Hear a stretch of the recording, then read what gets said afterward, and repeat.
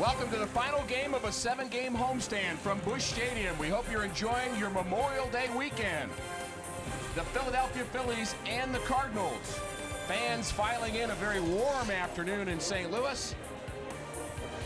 And we're glad you're with us. Rick Horton with Al Roboski. And Al, so far, the Phillies have been very, very tough on the Cardinals. They've figured out ways to score early, and the Cardinals starting pitching has not quite been good enough. Well, that's it. The starting pitching hasn't been quite good enough. Also, I think when you look at the bullpen, we've had our struggles there. Team ERA is almost 5.5, and it's not Howard, it's not Utley, it's Wigginton and Hunter Pence from the offense, and then a shutout by Kendrick last night.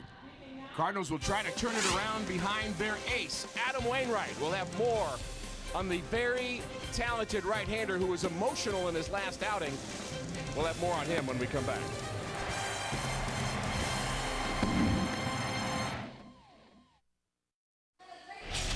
Cardinal hopes this afternoon rest on their right-hander, Adam Wainwright. And Adam really feeling good about his game after his outstanding performance against the Padres. Had all of his secondary pitches working, but the big surprise was the high percentage of fastballs that he threw in his complete game shutout. Third of his career, 9th time he's had a complete game, and Adam Wainwright knows he'll have to be that good again today. Kid's cooling off at City Gardens, and he'll have to best Roy Halladay pitching for the Phillies. More on a Cardinal that hits him well after this.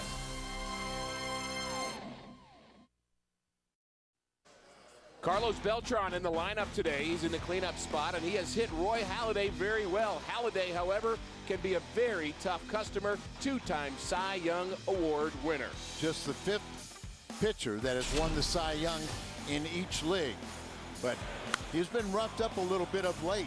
The Phillies actually have lost 6 of his last 7 starts, but we know he can be very, very tough. His last start was one of those bad ones as he gave up 5 earned runs and a couple home runs. Halladay, an 8-time All-Star. We remember him pitching.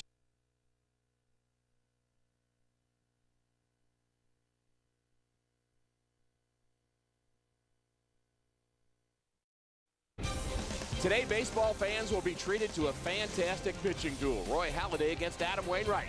But last year's Game 5 of the NLDS was a pitching duel for the ages. For a look back at a piece of history, here's Pat Paris. Sometimes, in the history of baseball, there are games that become much more than just a game. They don't come along often. Every 20 years. 50. Once in a lifetime. We saw just such a game last year. Philadelphia, having constructed one of baseball's most imposing starting rotations, stormed their way into the postseason with the game's best record. St. Louis, meanwhile, needed every one of their 90 wins to just barely steal the NL's final playoff spot. Scratching, clawing their way through one of the most historic September runs in baseball history. Not many expected the resilient Redbirds to keep pace with Philly's finest, but just like that, it was Game 5 of the divisional series. Fans flocked to see a pitching matchup for the ages. Chris Carpenter and Roy Halladay had known each other for a decade and a half, sharing minor league bus rides together 15 years ago. They had never faced each other until this deciding game. Halladay was great.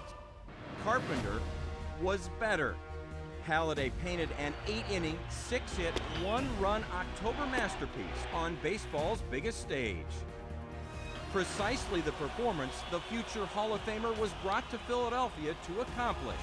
But as spectacular as Halladay was on that night, Carpenter unleashed 9 innings of 3-hit shutout brilliance. An absolutely historic performance. Because that's what it took, and Carpenter would do no less. The result?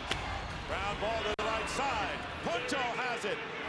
And running over, and the Cardinals have done it. A game to remember in baseball history.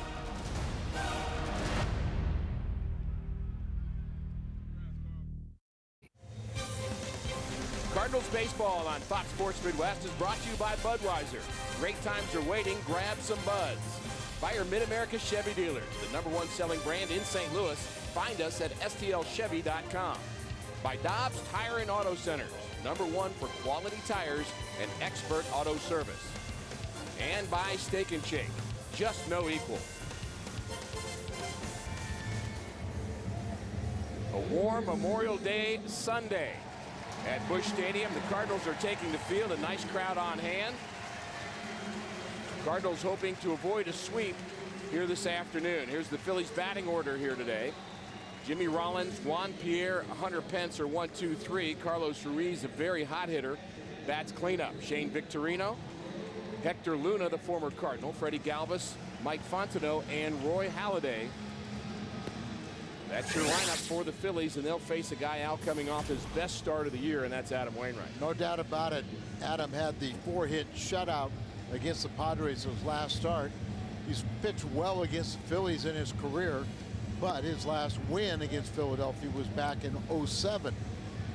But hopefully he can repeat what he did on Tuesday and really kind of regain that prominence, as he was one of the best pitchers in baseball before Tommy John surgery. Both clubs are missing some pieces here this weekend. Halladay, Schumacher, and Beltran for the Cardinals are in the outfield. Freeze for Call, Descalzo, and Matt Adams on the infield. Molina back catching here this afternoon.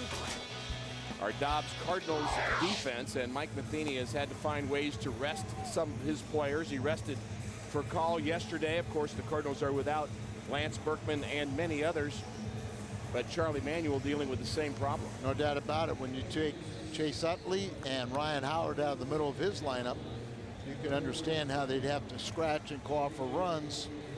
But they're a very good ball club on the road, and they've shown Cardinal fans that they're a handful without the big bats. A bit of a Jekyll and Hyde homestand so far for the Cardinals. They swept the Padres, and now they've lost 3 straight to the Phillies, who've won 4 straight themselves. And the former most valuable player of the National League, that came in 2007, Jimmy Rollins, is set to lead it off. And we're underway. Temperatures close to 90 degrees and officially right at 90 degrees. And slated to warm up as next few couple hours. Good cutter right there. So he missed with the fastball up, then a cutter in on the hands of Rollins, and a lot of fastballs. This one popped up on the infield. Freeze shields his eyes and makes the play, and again a cutter in on the hands. I was still in California when he made that start on Tuesday, and understand that he really did get inside on a lot of the left-handed batters. And there'll be 5 in the lineup this afternoon. 3 of them switch hitters, Rollins, Victorino, and Galvis, and a couple of lefties, and here's one of them, Juan Pierre, playing for his 6th team in the major leagues, and he is a handful. Runs very well and likes to bunt. Infield hits. And infield hits. They have to play him shallow in the infield, don't you? They really do, and that opens up a lot of hitting lanes.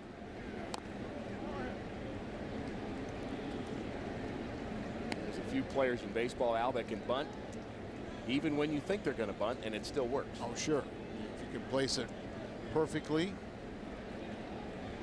Old Abner put those guys out there strategically to get people out, but sometimes you can hit through them. Ball hit hard to center. Schumacher has his eye on it and catches it over his head. Out number 2. And that's really what you want to do as a pitcher. You want to elevate the ball and have a guy like Juan Pierre hit the ball in the air. High percentage should be caught.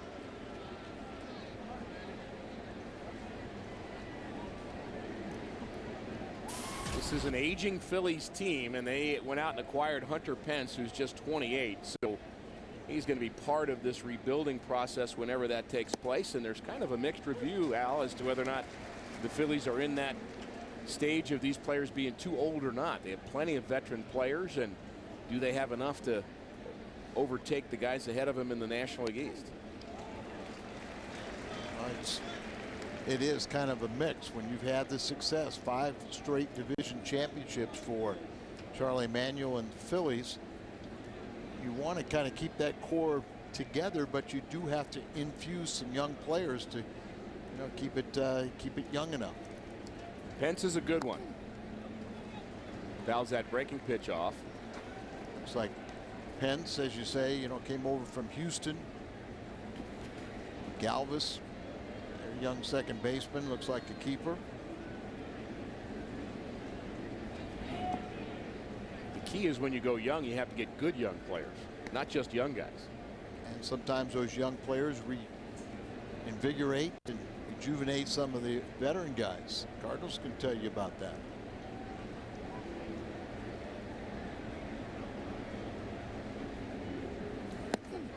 Good fastball in on the hands of Pence. Good start for Adam Wainwright. For call, Schumacher and Holiday when we come back. Phillies and the Cardinals, bottom of the first inning. Hope you're finding a way to stay cool here on this hot Sunday afternoon. Here's the Cardinals 9 this afternoon. For call, Schumacher and Holiday, followed by Beltran, Freese, Molina, Adams, Descalzo, and Adam Wainwright against one of the game's best, 2-time Cy Young Award winner, Roy Halladay. And he's 10 strikeouts away from 2,000 in his career. He'd become the 5th active player with that. Kind of in a rough spell right now. He won his first 3 starts, and since that time he's 1-4 with an ERA of 4 3/4, and the Phillies are 1-6 in his last 7 starts. Problem with him, Al, is he has just way too many weapons. Well, they say he's gotten away from his fastball. He's been reluctant to throw it. And he's almost fallen in love with the cutter and been told instead of downward is kind of sliding across the plate, so it's staying on the same level plane. And also, there he threw a fastball, but because he's gotten away from it, it's not as great a velocity. Curveball. Also throws a split, and he's a guy that does not walk very many hitters. 13 walks.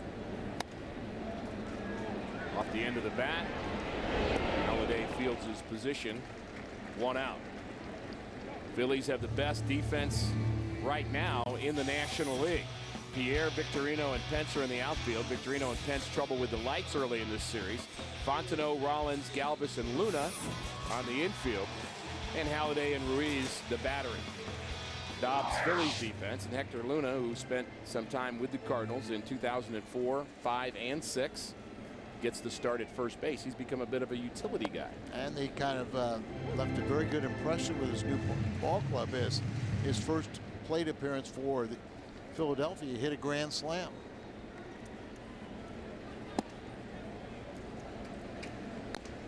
The old-fashioned flip sunglasses. You can see he's got them flipped, or he's not using them right now, but if a ball went up in the air, he could flip them down. Hard hit to center. Skip Schumacher with a first inning hit off of Roy Halladay. Does that sound familiar? He was 3 for 8. And also, I know what you're referencing. The classic first inning Halladay Carpenter matchup. There's the RBI double in the first inning and the NLDS, and that was all the scoring between 2 great friends and competitors, and the Cardinals win 1-0 behind the outstanding pitching of Chris Carpenter. Such an outstanding game to watch, wasn't it? If you like pitching and baseball, a lot of decisions to be made throughout that game, but Halladay and Carp were just outstanding. Well, Halladay went 8, only gave up that 1 run in the first, and because of the great pitching of Carpenter, it held up. Halladay will give up his share of hits. I made the reference, I think, on Thursday night that is a classic game that I enjoy versus the 10-9 game we saw Thursday night. And I'm with you on that. It's what, 19 runs were scored, 33 hits, 18 for Philadelphia, 15 for the Cardinals. And some prefer offense. Sure. I don't think they really enjoy the intricacies of a baseball if you enjoy that over a 1-0 game.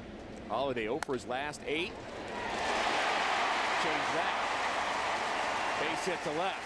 Holliday finds a hole. Cardinals with a couple runners aboard here in the first for Carlos Beltran.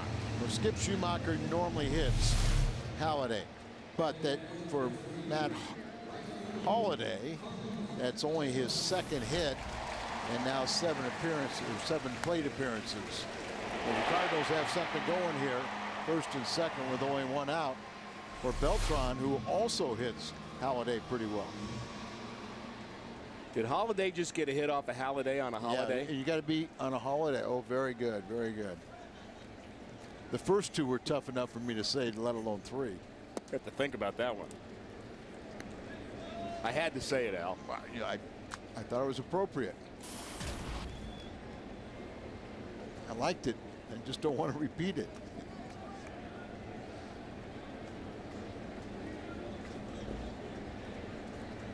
Beltran deep in the box, batting from the left side against Holliday. Out in front of that, off-speed pitch.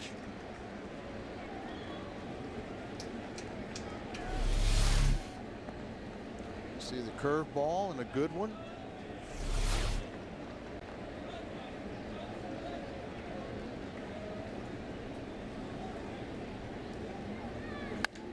Ground ball to the right side, not hit very hard. Luna ranges and flips to Holliday. Runners advance to second and third for David Freese.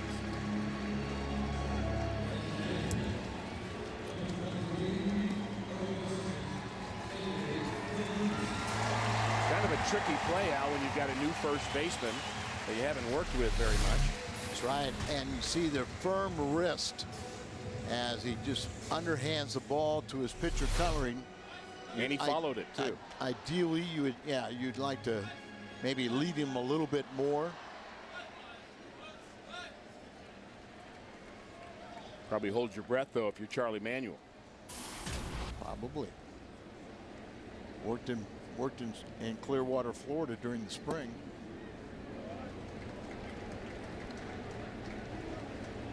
David Freese has been swinging the bat very well after a couple of days off, and a chance to get the Cardinals on the board here in the first.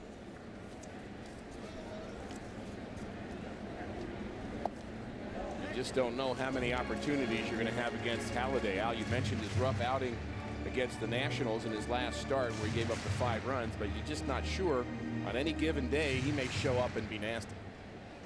And a trend with really good pitchers is you've got to get them early.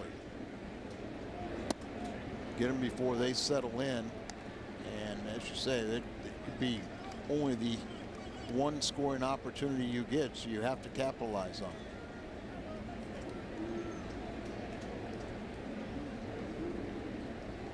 2-1.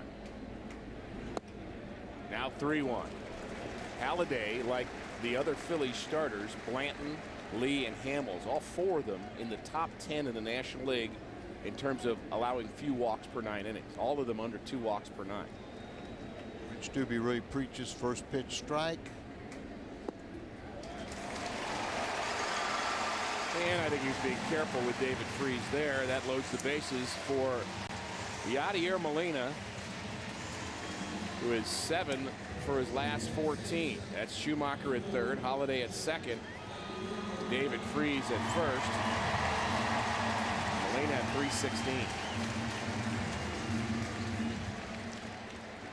Their staff in general throws so many first pitch strikes, so you really have to be ready for the first pitch that you can, really drive.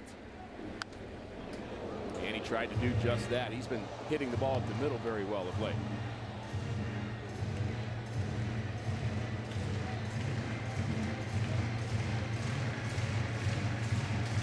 There's your set. Schumacher, Holliday, and Freese, the runners. A couple of hits and a walk.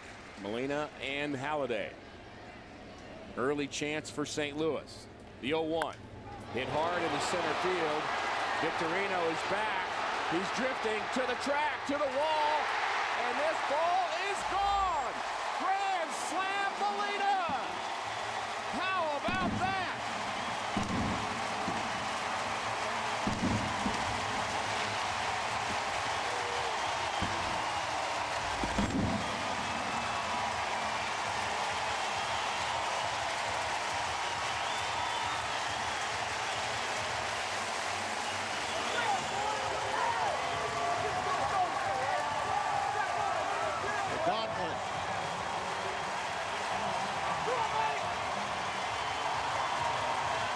Third career grand slam. We saw the first one in opening day, I'm going to say last year in Cincinnati.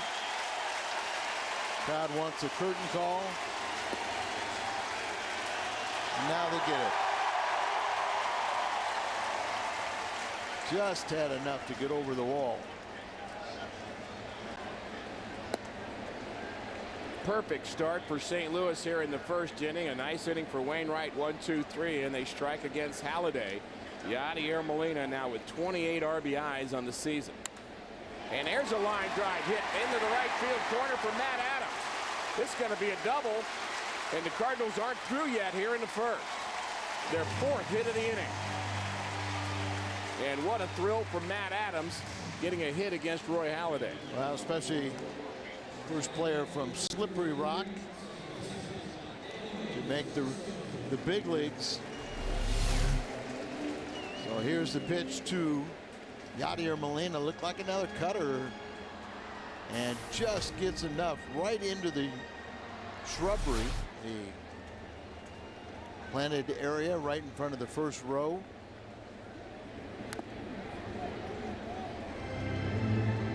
Cardinals swinging against Halladay, who's already at a pitch count into the mid-20s. Next pitch will be number 26 for him, so they're making him work hard here in the first. And a day like this with the high heat, you don't want to be out there that long. Ruiz gives chase and makes the play, but the Cardinals strike first, and they strike big. Yadier Molina goes down and gets it. 4-0 St. Louis. Let's take a look at our Toyota keys to the game. The Cardinals have played very well within the division now at 17-12, not quite as well outside. You must win in your division, but what was alarming about the East there is they won opening day in Miami, and then they've lost 6 straight against the National League East. And with going to Atlanta, who swept us here at home, and then our first look at the Mets for 4 before returning to the Central Division and playing Houston on this next road trip. Cardinals need to start winning against the East. 10-game road trip begins tomorrow. The Cardinals finishing out the homestand here, and a good start thanks to Yadier Molina. And with all the problems they've had in the Phillies series, because they swept a 3-game set against Padres, you could still have a 4-3 homestand. The 5th career grand slam that Roy Halladay has allowed, and the 2nd one this season. You got to, Halladay didn't allow a home run in the first 40 innings pitched, but since that time he's allowed 6.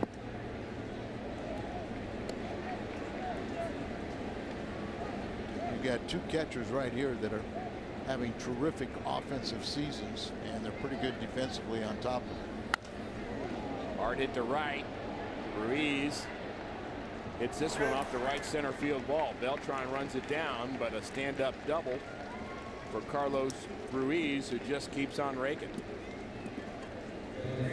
Charlie Manuel told both of us everything he hits falls in, but he's hit a few balls like that right on the nose and driving the ball on top of it. Just a career 265 hitter, Al, but this year now over 360, second in the National League in batting. He's also shown some pop. 7 homers. 7 home runs. He had 6 all last season, and his career high in home runs is 9. So with the absence of Howard and Utley, he has really carried this team. Players like to call that stepping up. Talking about a guy out. He's 33 and a career 260 hitter who's just caught on fire and figured something out. He's a runner at second for Shane Victorino.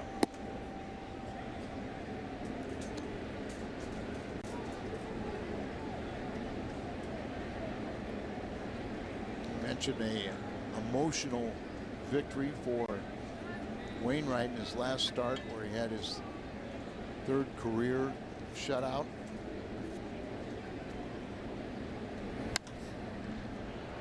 Fly ball to right. Ruiz is tagging. Beltran has a strong arm, but he's not going to test Ruiz, who tags up easily and advances to third.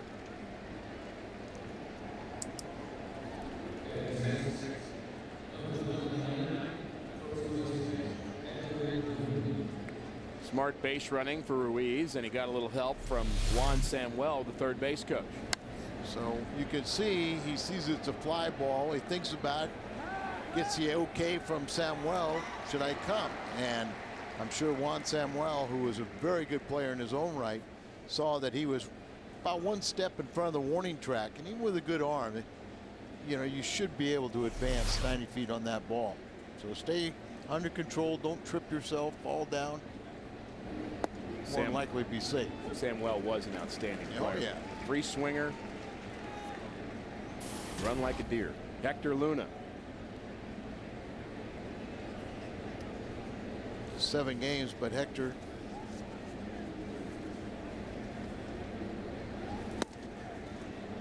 mentioned his first plate appearance for Philadelphia was a grand slam.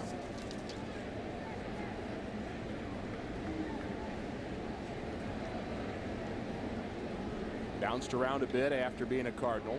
Last year with the Red Sox at AAA all season long, where he had 14 home runs.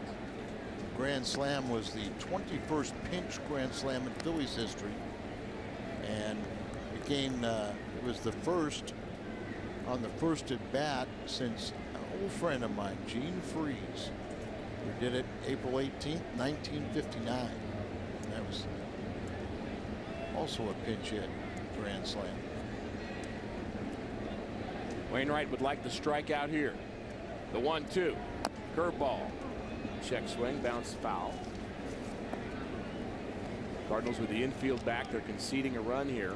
They're conceding a run, but Adam Wainwright now is in a position to say, I'm not. And he's got 2 strikes, controlling the count, and I'm sure Adam, the competitor he is saying, I'm not going to let this run score.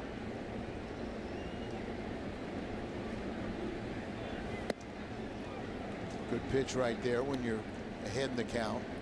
You didn't want the inside pitch that Molina called. Then he threw the ball up and away and tried to get Luna to chase. Ball to either get the strikeout or a pop-up. Curveball, one hop to short. They're going to come home with it. Molina tags out Ruiz at the plate. Heads up play by Rafael Furcal. That ball was hit hard enough. Even though they had the infield back, I don't know if Ruiz thought that ball would be coming home. I'm sure he didn't. You know, he's probably been told, hey, they're back. You see a little hesitation as it was a one-hopper, and then you see that very good throwing arm still by Furcal. Look how casual. So he sits there. Now he saw it was going to short, but most of the time you have to get an out. So the sure out's going to be to first base.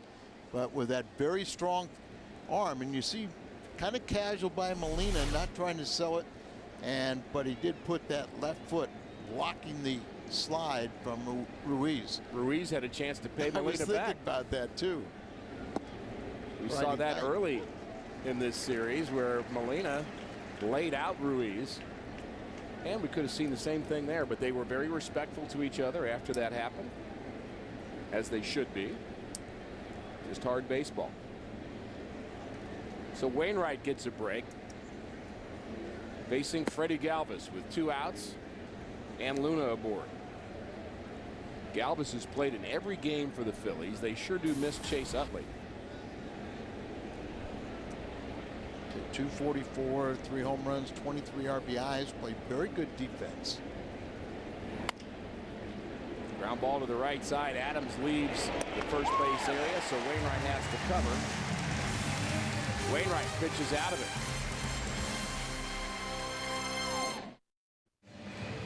it. It's Memorial Day weekend, and the Cardinals are celebrating with a summer savings 2-day ticket sale. Now through tomorrow night only, you can purchase pavilion-level tickets to select summer games, including 3 weekend games and the 4th of July, for just $15.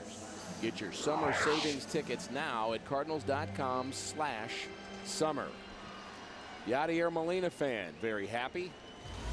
His grand slam in the first inning, the difference in this game. Roy Halladay back to work here in the Cardinals' second, facing Wainwright, Furcal, and Schumacher.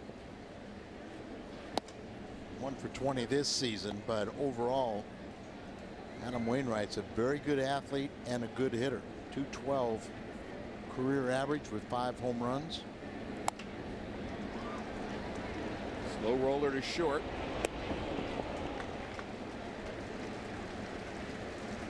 Memorial weekend. Hope you're enjoying it.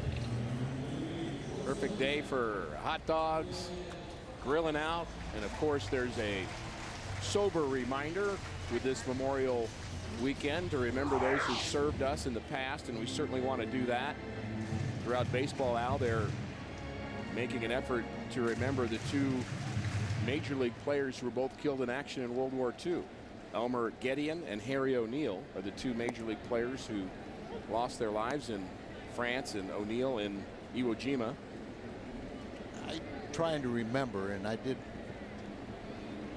spoke at the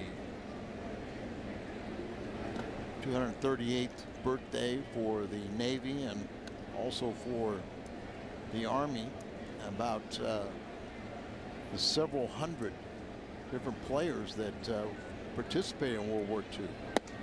Left baseball to join the ranks. We can't thank all the veterans enough.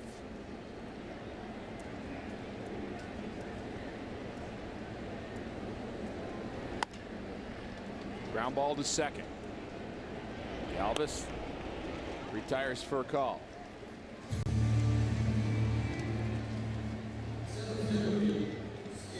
First day and the only opportunity the Cardinals will have today. It's possible.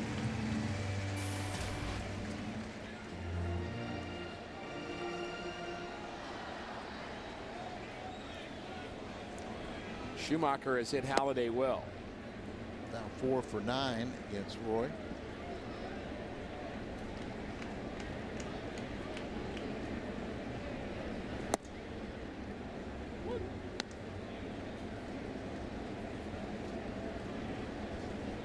Phillies have taken it to the Cardinals so far in this series. Another ground ball. Rollins again. Easy inning for Roy Halladay.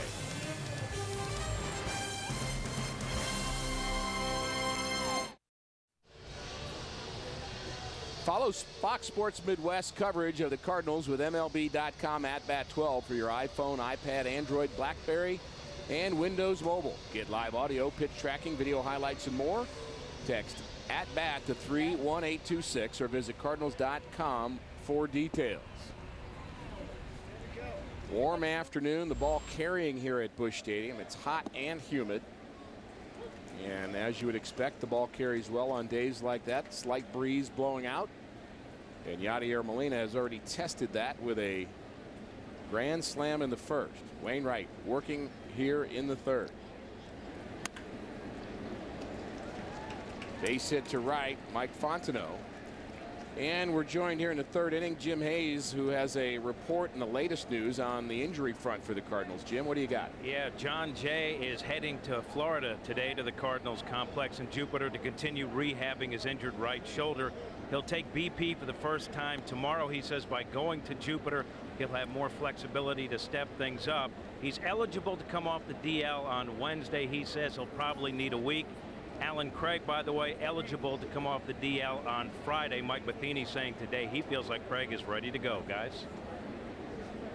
And not only are they ready to go, but Halladay is out of this game. They had a reliever warming up to start this inning, so you'd have to believe that Roy, there's something not quite right with him, and Pete Moore is going to pinch hit for Halladay.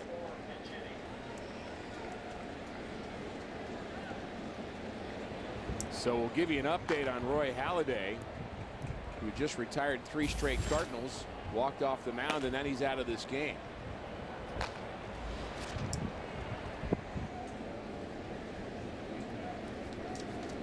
Charlie Manuel has dealt with injuries quite a bit this season, and he is holding his breath on this one.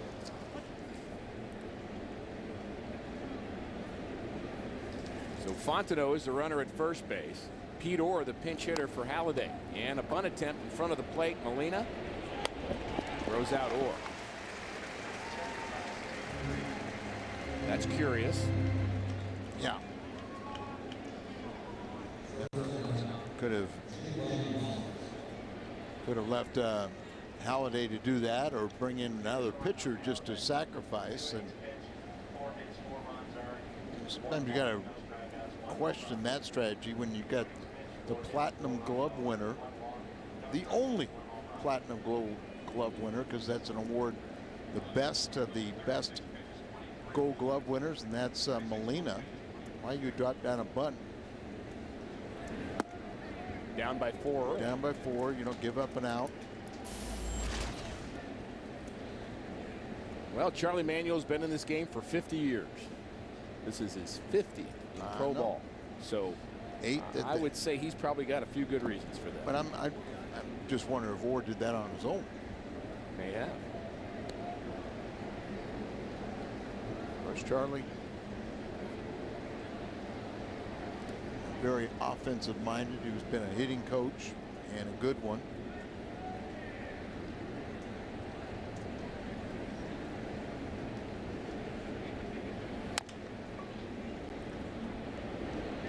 Three hopper handled by Descalzo.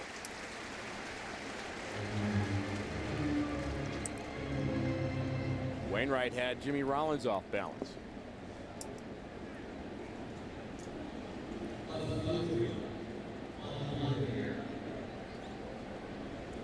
It's the 3rd time in the career of Roy Halladay that he has gone 2 innings or less in a start. And we'll keep you posted if we hear news on Halladay and his condition.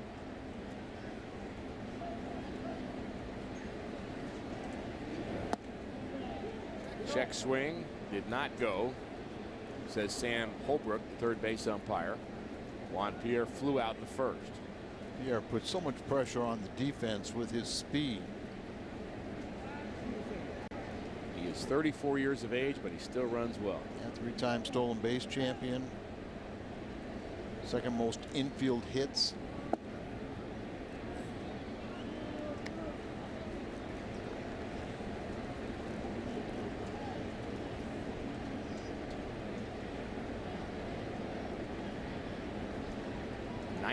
Bunt hits last year, led the American League. You just have to continue to protect against that. Even in this situation, RBI spots, could drag one. Gets out of the box very well from the left side.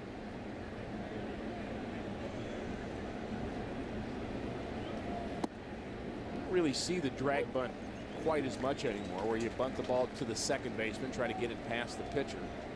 Kind of an old school move, Al. I just don't see as much. I think part of it, you know, you went through an era where home run was so prevalent. Base hit and an RBI for Pierre, and it's 4-1.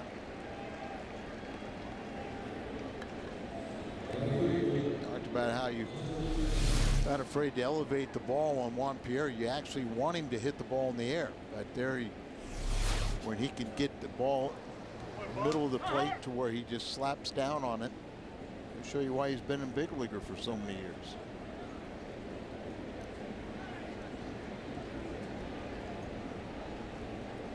Six for 8 in stolen bases this year and a big lead. Not going. And he's forced at second base. Matt Holliday when we come back. Cardinals with an early lead, 4-1. Cardinals baseball on Fox Sports Midwest is brought to you by MyKiaSt.Louis.com. And right now at Jack in the Box, you can try the new Chipotle Chicken Club Combo for just $4.99 plus tax. 4-1 Cardinals, bottom of the 3rd inning. Yadier Molina the difference. Grand slam in the 1st inning off of Roy Halladay, who has exited this game in the early going. And our Mid-America Chevy dealers call to the bullpen is the left-hander, former #1 round draft choice, Joe Savory. He's started out the season. He's been up and down 3 times. Started out the season with the big club, and over his first 5 games had a 1.42 ERA. Then you take his last 4 appearances for the Phils, ERA over 7.25. Very tough on left-handed batters. Nice look at Busch Stadium, home of the world champion St. Louis Cardinals, defending their title in 2012 and trying to avoid a sweep here this afternoon. Savory pumps in strike 1 to Matt Holliday. Holliday singled and scored in the first, breaking an 0 for 8.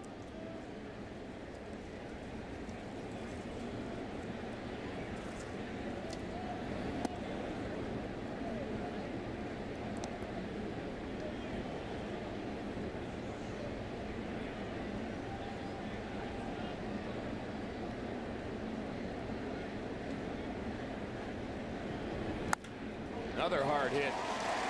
Single to left for Matt Holliday. He's now 2 for 2. And that's how he greets the new pitcher, Joe Savory. A breaking ball. Goes down and just hooks it. And when the ball comes off his bat, the velocity is so much higher than any other Cardinal. No doubt. Carlos Beltran takes strike 1. Beltran bounced out.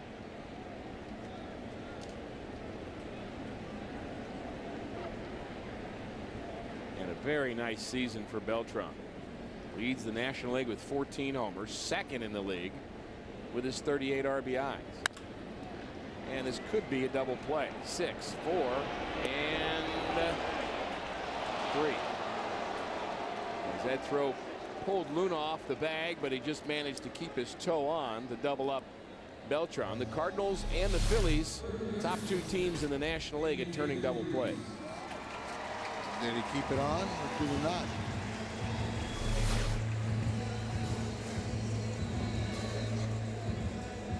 David Freese walked and scored in front of the homer to Molina in the Cardinal first inning. David has 10 homers of his own this year and has really regained his timing more than anything else, Al. Cardinals have 3 hitters with 10 or more home runs. And Holliday, Beltran, and Freese, they all have at least 32 RBIs.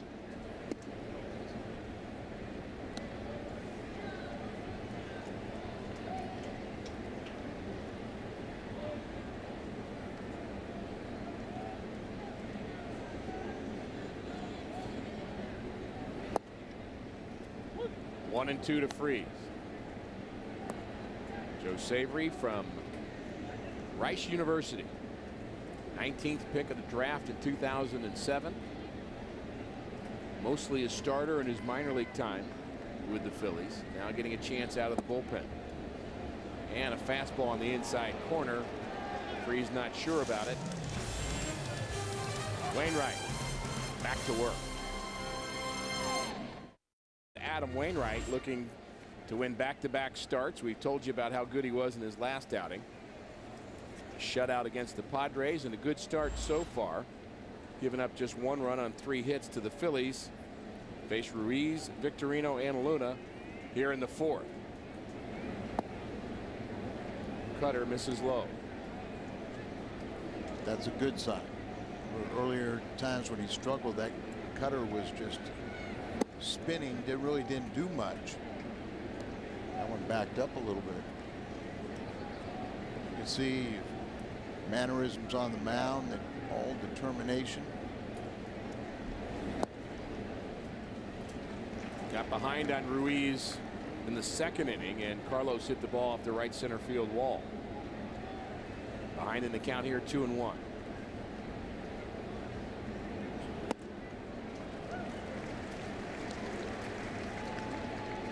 Derek Lilliquist, the Cardinal pitching coach, doesn't miss much. Watching every pitch, offering his suggestions at the right time.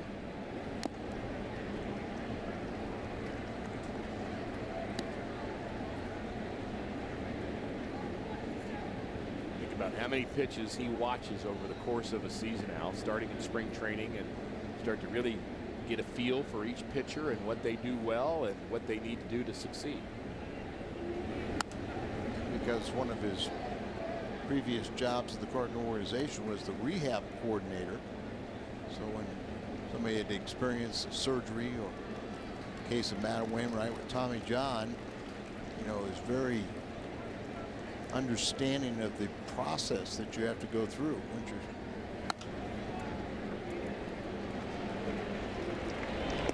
Freeze throws out Carlos Ruiz. Glad you're with us. Busch Stadium, St. Louis. Cardinals leading the Phillies 4-1 on a warm Memorial Day celebration here today. Rick Horton with Al Raboski and Jim Hayes. And we're glad you're with us. Molina, a grand slam in the first. Roy Halladay, 2 innings, and he has exited this game.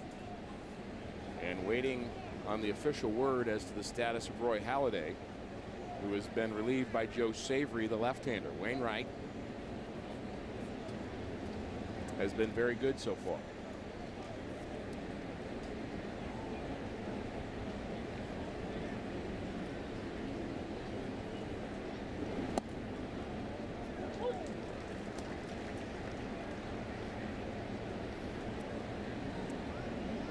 There's that look you were talking about with Wainwright. Oh, yeah. Stalking the mound is what he calls it. That pitch hits Victorino. It may have just hit his jersey, but that counts. So he's aboard. Wainwright has 1 strikeout, has not walked the batter, and now faces Hector Luna, 32-year-old utility player for Charlie Manuel.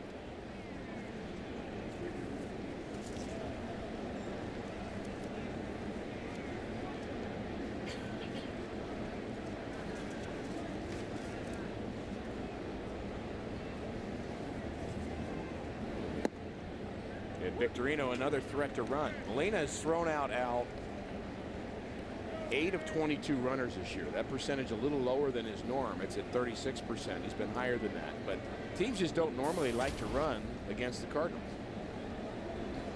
And a lot of times when they've been successful, it's definitely off the pitcher, not giving the Gold Glover a chance to throw people out.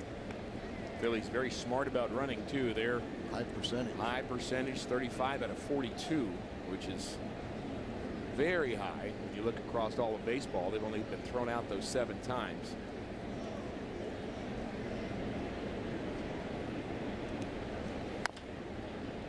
Ground ball, backhanded but foul.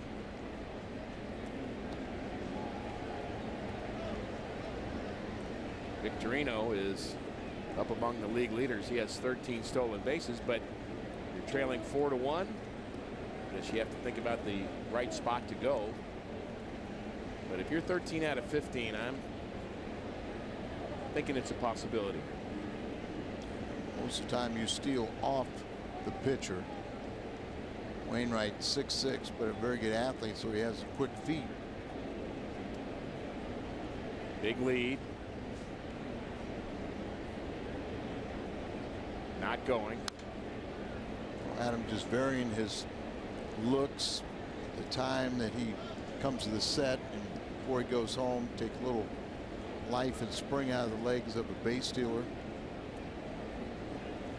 Sometimes that hitter also becomes uncomfortable, and he'll call timeout if you wait too long.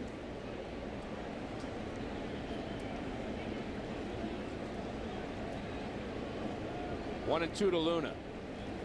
Curveball, swing and a miss. Big breaking curveball from Adam Wainwright is his 2nd strikeout of the afternoon. If you have a question for us, go to carsoup.com/Cardinals. Send us your email to booth questions and try to get to your question here this afternoon. Really appreciate those questions throughout the year, and there's some really good ones.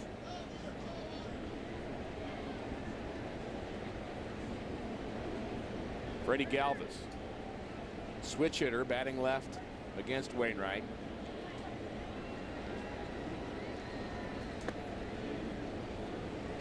Makes a curveball, ball one. Galvis getting a chance here because of the injury to Chase Utley that we've talked about, Al. Just a .246 minor league career hitter. He's just blooming all of a sudden. He's 22 years of age, but they see something in him that they like, and he leads rookies with the 23 RBIs you talked about earlier. What a play by Furcal, diving in the hole to take a hit away from Galvis. Cardinals flashing the leather here in the fourth inning. The sweet hands of Rafael Furcal.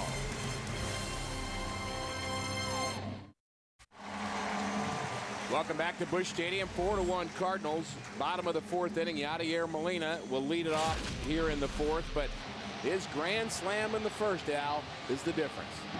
Just had enough right over the home run line into the shrubbery. Curtain call. And you talked about it. Look at the numbers by these two very good catchers, defensively and offensively, and they're pretty much putting on a show. Been talking a lot about Ruiz's offense, but he has been catching better as well, throwing out more runners. So they have been the story. Of course, the biggest piece of the story is that the Cardinals haven't won a game yet. They're trying to avoid the sweep here today. They've fallen a game and a half behind the Cincinnati Reds, who are leading Colorado in the eighth inning, 7-5. Latos and Moyer are the starters in that game. Molina, his first at bat against Joe Savory.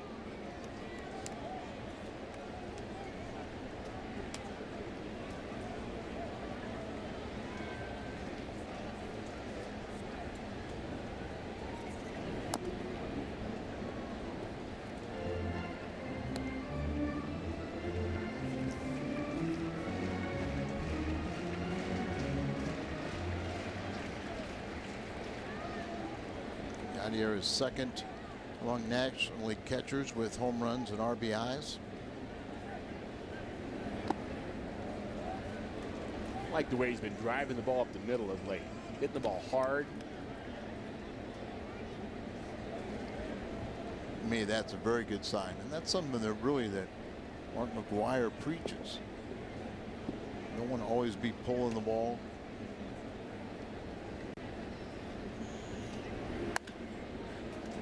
Well, he pulls this one and still gets a base hit.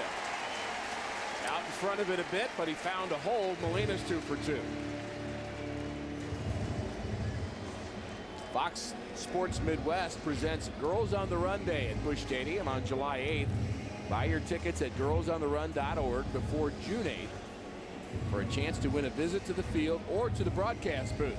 Help support a great program for area girls and enjoy a Cardinals game as well. girlsontherun.org.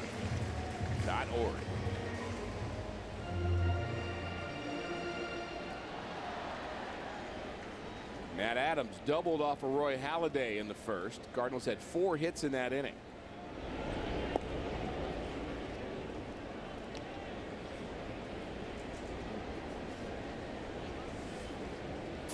Adams now up to 346 in a short time here in St. Louis. He was hitting almost that high at 340 in AAA and pounding the baseball. Still looking for his first career home run.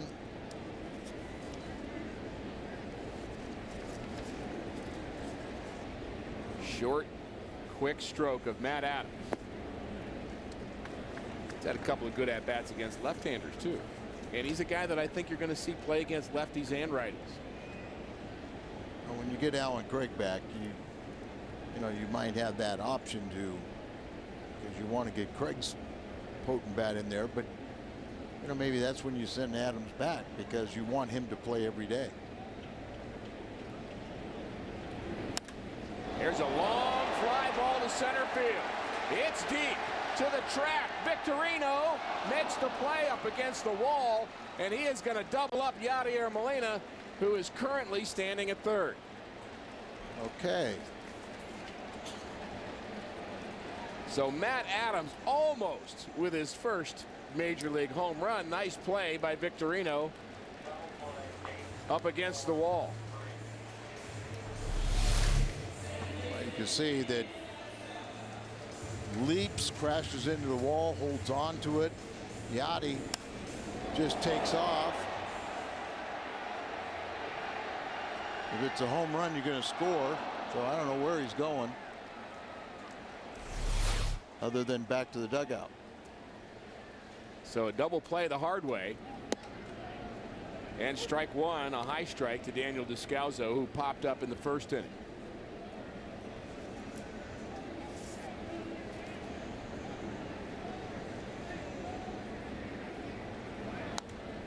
Good swing there. Descalso has quick hands too, Al, and we saw him hit some pretty good fastballs last year, and he's been late a bit this year, trying to get his timing down. It kind of comes and goes. It just wasn't there at spring training as consistent as you say, and then you kind of start battling, start looking at your 213 batting average. You kind of feel like you should be hitting better than that.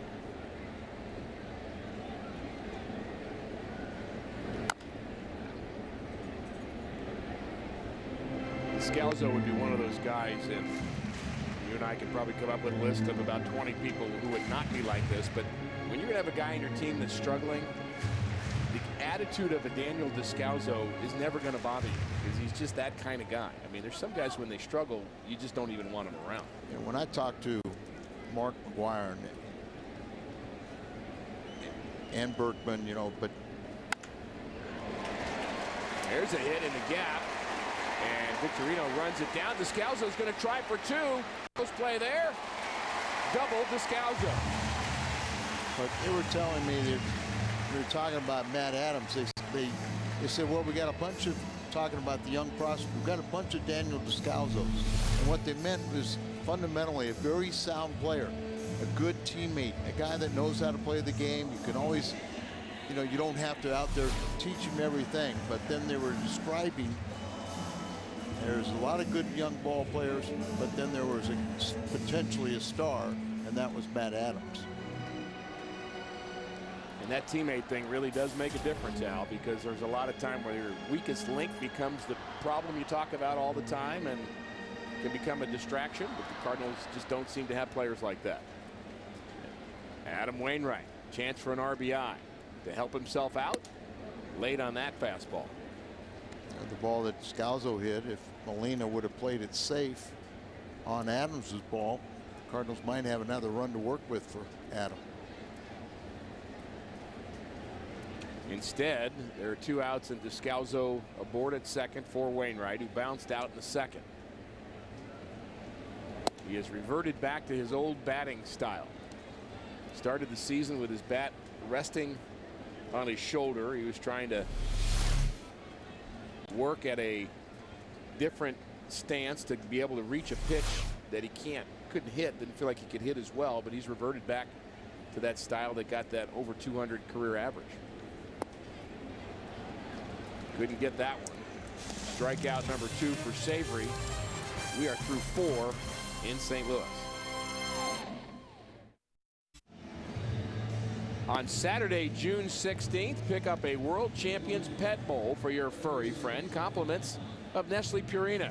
They'll be available to 25,000 pet lovers ages 16 and older. Get yours by purchasing tickets at Cardinals.com.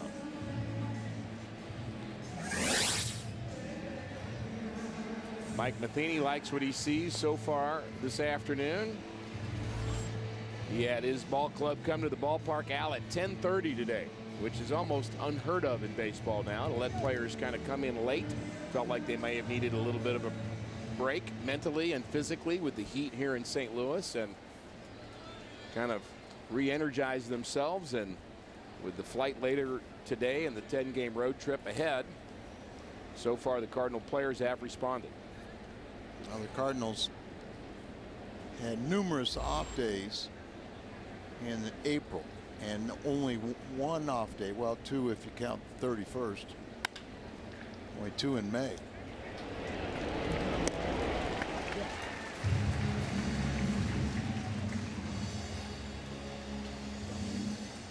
Fox Sports Midwest is joining up with the Mission Continues on veteran-led service projects again this year. You can help in Cape Girardeau on the 9th of June. Donate a few hours of your time. You get to meet my partner here today, Al Raboski, and you can help renovate a ball field for area youth. Reserve your spot online at missioncontinues.org. You'll be glad you did.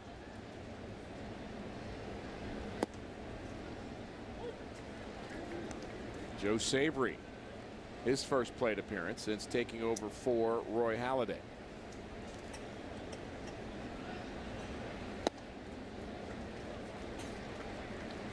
I'm guessing he was not thinking he'd be getting in an at-bat in the 4th inning of this game when he got to the ballpark today. I would think you're absolutely right. You got one of your big aces on the mound. You have a better chance of thinking you're going to have an off day than thinking you're going to have hit.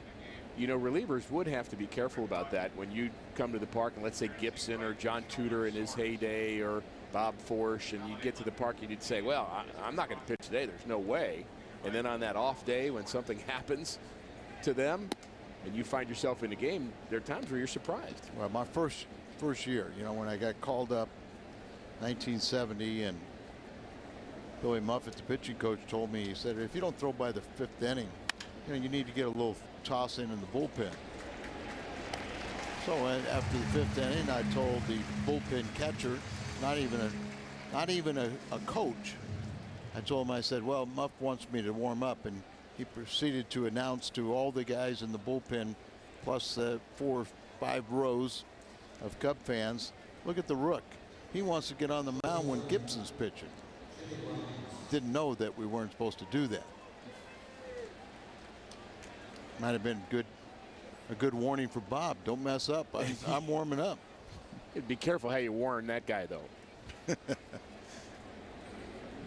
Do it gently, Al. Hard hit past a diving Matt Adams and into the corner.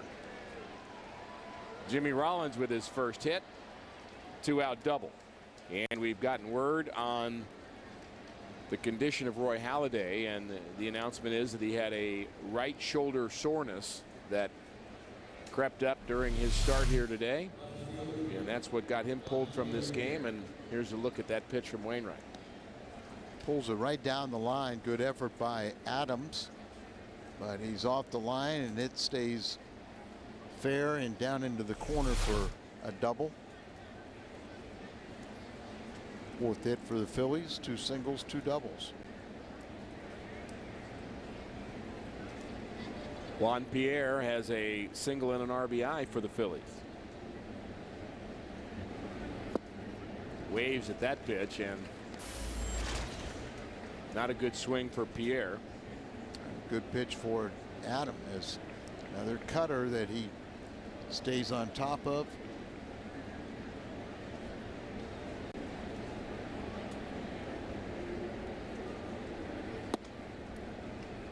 Trying to repeat it. This time he doesn't swing. Remember, he's just trying to chop down on the ball and just take off running.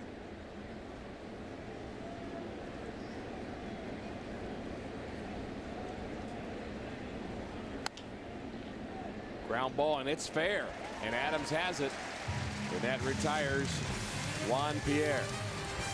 Top of the order.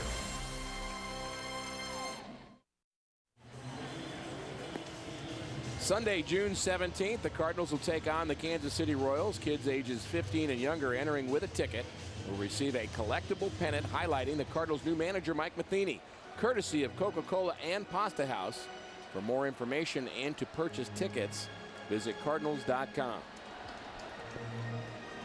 Warm afternoon in St. Louis. Adam Wainwright trying his best to stay cool. 1 run on 4 hits through 5 innings of work for Wainwright following a complete game shutout. Some guys hydrate better than others. Some use different methods to hydrate. Am I supposed to follow up on that? Oh, yeah, you should. You going to write me a note on that, or are you going to talk about it on the air? I better write you a note. And a happy Memorial Day to you, too, Al. It wasn't uncommon, particularly when the old stadium, when they had the turf, that a starting pitcher would lose 12 pounds in one afternoon.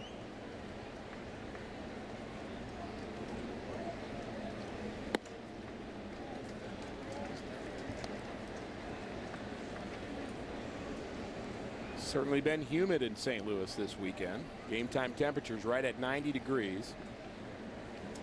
And maybe a little more disconcerting when you think about the shoulder soreness of Roy Halladay. Certainly didn't have any trouble getting loose today. No, Chad Qualls is finding that it is warm. When you start moving around, you perspire freely. Leadoff walk to Furcal, who's aboard for the first time.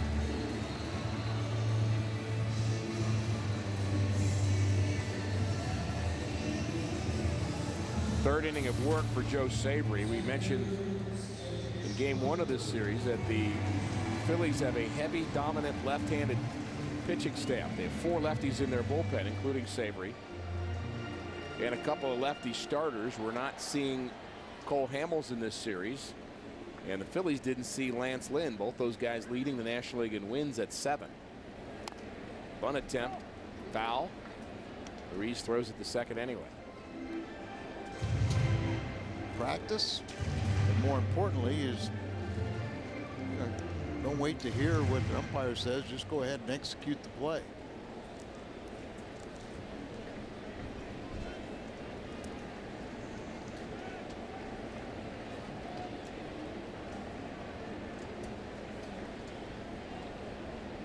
We've seen a couple of moves from Savory so far. Works from the third base side of the rubber. Furcal 8 for 10 and stolen bases so far this year. Not going. See, works from the third base side of the rubber, but then he steps right towards the hitter, as most left-handers throw across their body.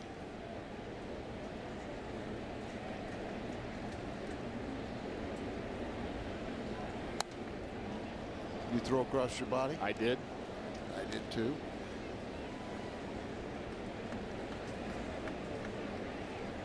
Not exactly sure why that is, Al, but it is true about left-handers. Yep.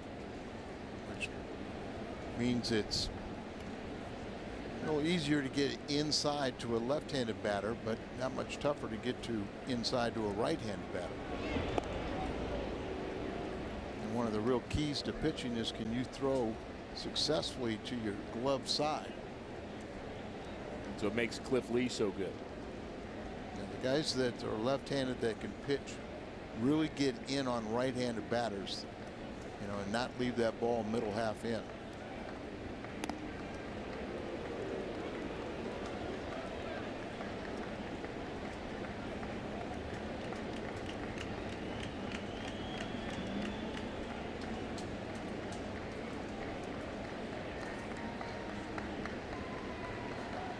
One, 2 to Schumacher.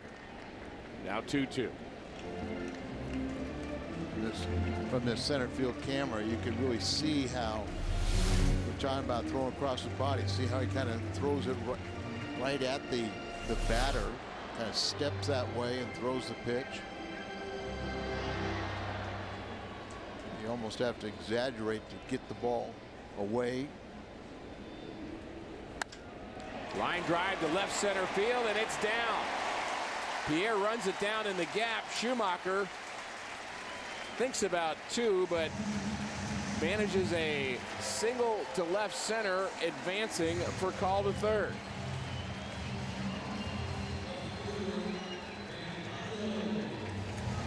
We are at Busch Stadium in St. Louis. Cardinals and the Phillies, final game of a 4-game series.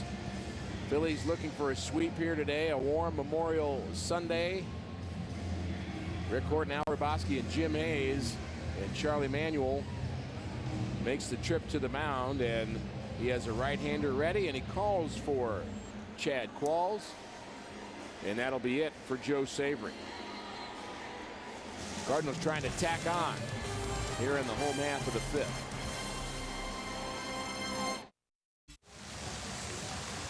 What's on tap is brought to you by our good friends at Budweiser. Tomorrow the Cardinals begin a 10-game road trip. They'll play the Braves in game 1 there.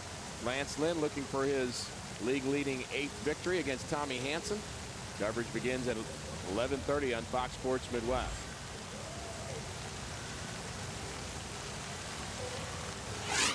Veteran Chad Qualls is our Mid-America Chevy dealer's call to the bullpen. Chad Qualls pitched an awful lot of games, made the most appearances among major league relievers over the last 8 seasons.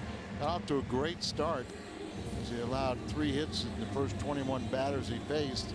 But since that time, 18 hits and 48 at bats for a .375 average. Last 11 games, he's got a 7 ERA, but he pitched well in this series against the Cardinals. He was with Arizona. They used him quite a bit as a closer in his 3 seasons there. Picked up 45 of his 51 career saves with Arizona. We remember him most for his time with Houston. Facing Holiday here. Strike 1. Holiday on a holiday. That's right. See, I messed myself up. Yes, you did. Get tricky now. 3 for 9 in his career against Qualls. And Holiday has hit the ball hard here this afternoon. He's had a good May. Line drive caught by Fontenot. Fontenot's not that tall, and he used every bit of his, what, about 5'6", 5'7" frame to get up there. I'm sure Matt feels like he can't buy ahead. Looking for hit number 3 today, and he can't believe it as Fontenot got up there and made the play.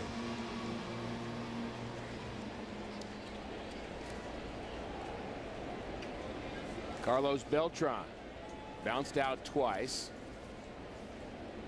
Runners at first and third for St. Louis. This ball's hit deep to right. Back goes Pence. This ball is way out of here. Home run number 15 for Carlos Beltran.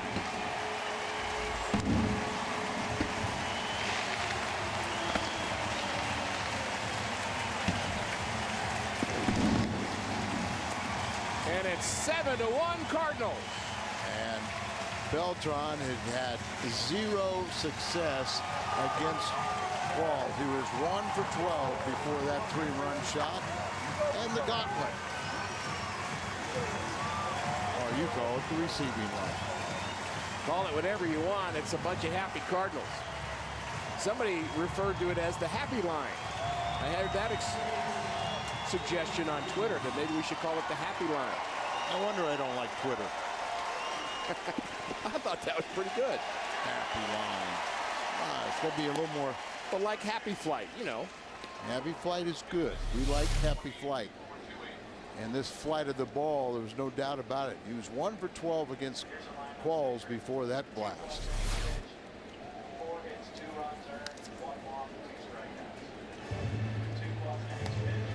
Cardinals have certainly taken advantage of their opportunities here this afternoon. 7 runs on 9 hits. And the long ball again playing a big factor for St. Louis. Lead the National League with 62 home runs.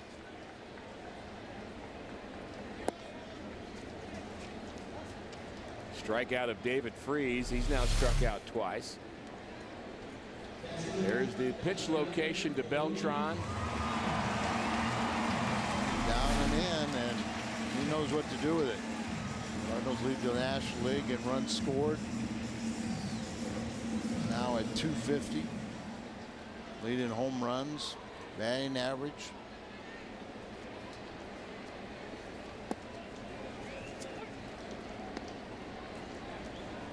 Cardinals have scored 7 runs on 2 swings of the bat. But Beltran now has 41 RBIs. You see the National League leaders, but he's got a ways to go to catch Hamilton, doesn't he? Right. Josh Hamilton, 20 home runs already and 53 RBIs. And also a not too bad 376 batting average. Good for second place. And another game winner. Texas playing well. Both leaders in the Western Division, both leagues. The Dodgers and Texas off to really good fast starts. Central Division's about the same. The teams in the East, Al, there is not one team in the East, either in the National or the American League, that is playing under 500 right now. And with the 3 more RBIs, he ties Ethier from Los Angeles with 41 to lead the National League. Something in Yachty's eyes. Greg Houck, the head trainer, take a look at it.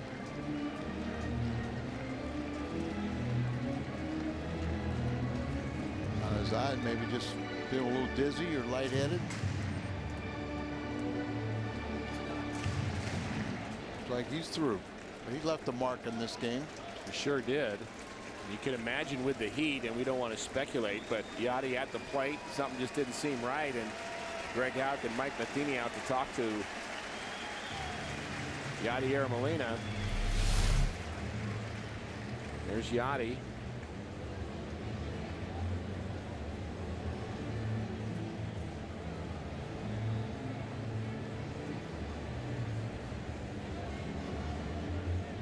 Just can't get comfortable, can he?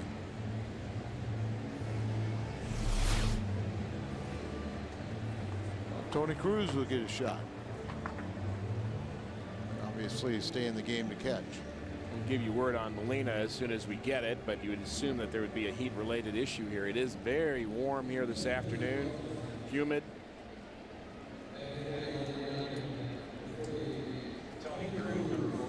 Tony will inherit a 2-1 count.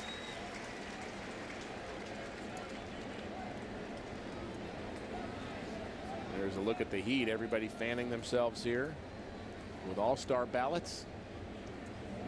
And hydrating themselves, but I don't think that would be totally recommended. Proper hydration would be. I know what you mean by hydration, Al. Umpires also need to be sure they stay hydrated throughout the course of the game. You notice that Bat Boys will be bringing them out water from time to time. And the guy you always worry about in games like this, the home plate umpire. They get the toughest assignment. I can honestly say I never worried about it. I guess you probably didn't. Very nice empathy at work there, Al. Thank you. Cruz is thrown out. Beltran.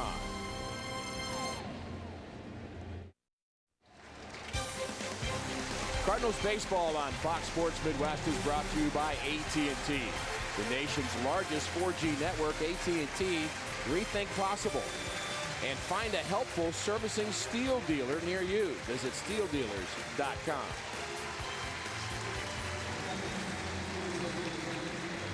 Seven to 1 Cardinals. They about slugged the Phillies here this afternoon. Yadier Molina a grand slam and Carlos Beltran a 3-run shot. And we are honoring folks here on Memorial Day celebration this Sunday. Adam Wainwright, 66 pitches, and he looks like he just wants to keep on going.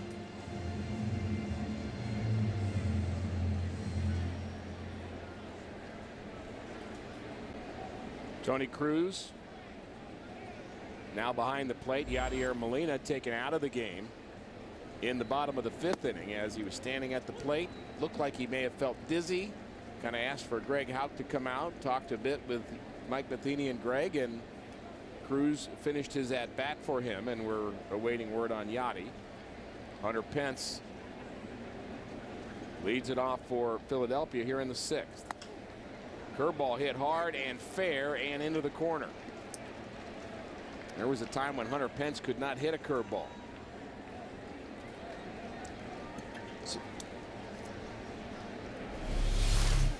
Well, he always would chase pitches, but there's a hanger as that ball ended up belt high. You want it to be below the knees and preferably out away.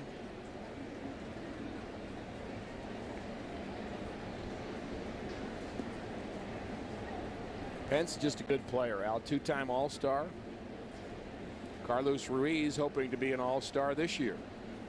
Having a big season, 364, and he takes strike one from Waino. Pretty hard to deny him, wouldn't it?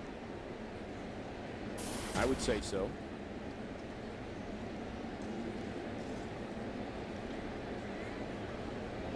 Pitch number 70 from Wainwright.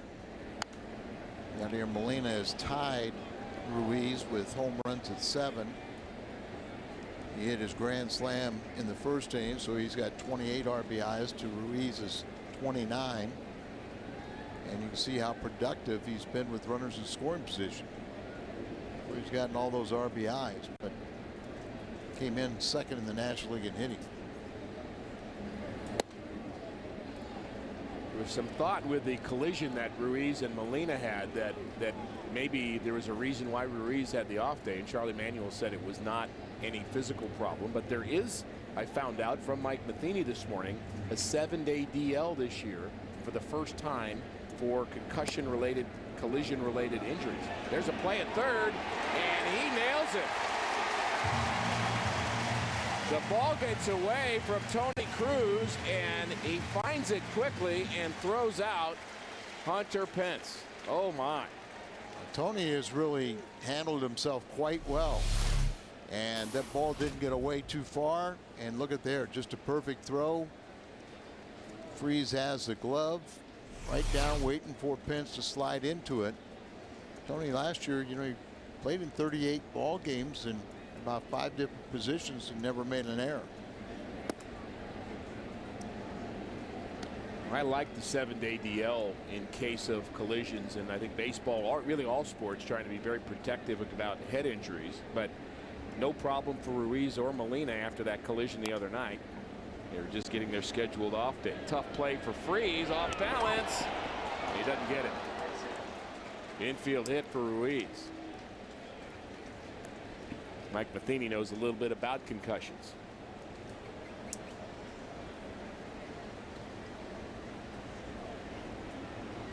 See right here, the Phillies 2 games over 500, and they're in last place, 5th place.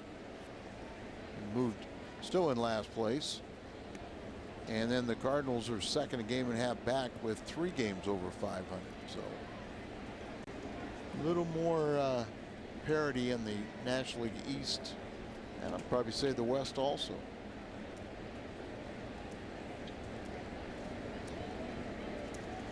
Mentioned the Cardinals, who will be playing Atlanta, then New York, then Houston on this road trip. So 7 games after today against the East, and the Cardinals just 1-6 so far in the East. Lost 6 straight because they won the opening day series, 1 game at Miami. And speaking of teams struggling, the Cubs have lost 11 straight, and they trail the Pirates 9-0 this afternoon.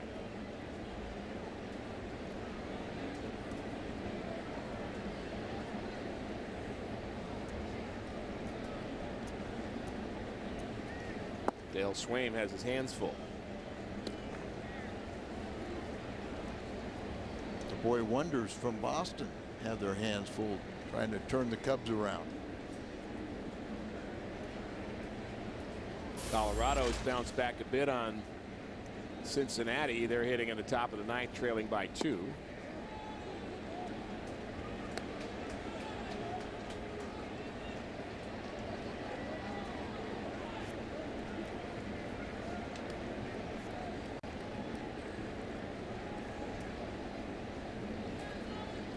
Ruiz at first. Victorino the hitter. 3-1. Grounded foul. Cardinals need to win this game to match their road record at 13-11.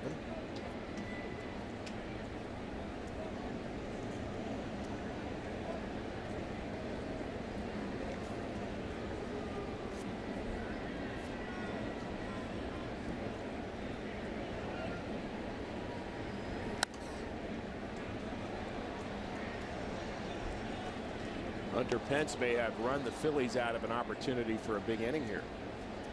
Led this inning off with a double. Just can't make that first out at third base when you're trailing by 6 runs. You're already in scoring position, and you got your best hitter statistically, at the plate. You just can't go over there unless you can walk over there standing up. Fly ball to shallow center.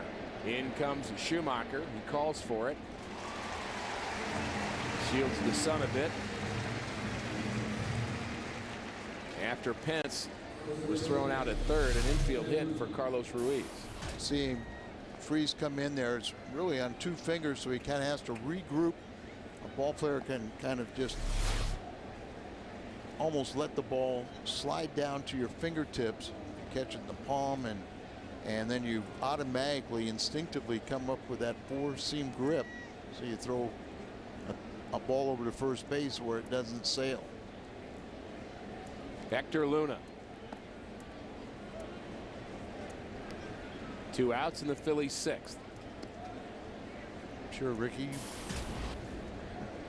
Play catch. I used to take a baseball and just throw it up and down, in the air, laying on the bed in the hotel room, and just every time I caught it, I had my grip.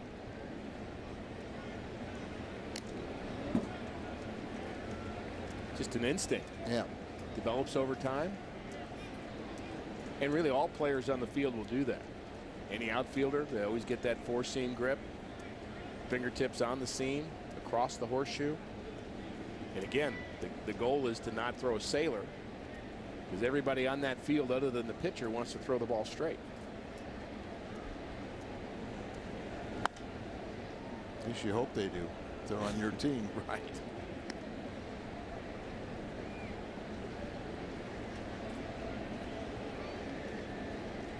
Adam Wainwright so emotional after that complete game shutout. And his interview with Danny Mack after the game was just outstanding, just showing really his heart on his sleeve. Base hit for Luna. Ruiz is going to try for third, and he'll be safe there as the throw comes into second base.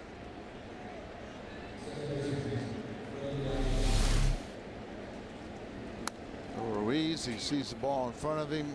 He's down the line. Got a 7-1 lead. Decides to go over there. And the throw coming to second, he had nothing to worry about. So the Phillies have 3 hits in their 4 batters here in this inning, yet they have not scored. And Wainwright still 1 pitch away from getting out of this inning without allowing a tally. And that's Freddie Galvis at the plate. Curveball, and it's a beauty. Galvis 5'10", 170 from Venezuela.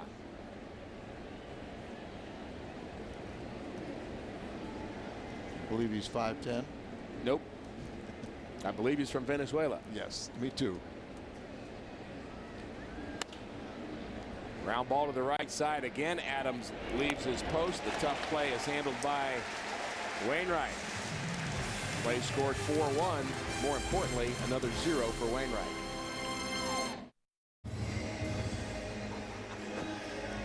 It's time for our AT&T U-verse reverse recap. Yadier Molina, grand slam in the first inning. He left the game with dehydration.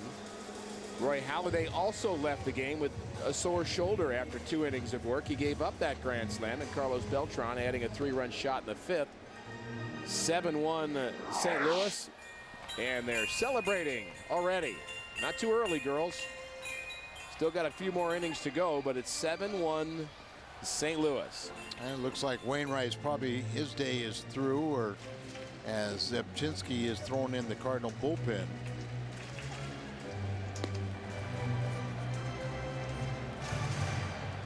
Wainwright did not throw a side session after his last outing. He said that was scheduled, and he's trying to do that this year. There's a lot of talk about lowering the innings of Adam Wainwright, and Waino believes that he'd be much happier with lowering his side sessions between starts. I kind of like that idea. You know, where I agree.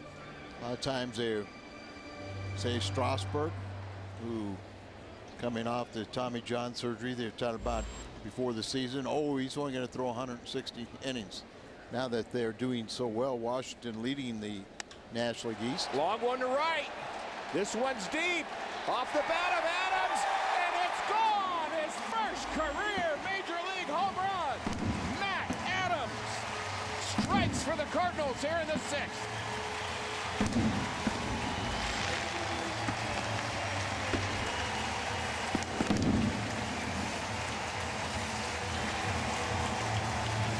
He had 32 bombs last year, becoming the Texas League Player of the Year and the Cardinal Minor League Player of the Year. And they give him a silent treatment, and now they'll say, welcome to the club. I love it. Curtain call, perhaps? Well, you got to ask permission for that. And Mike Matheny just told him you can do it.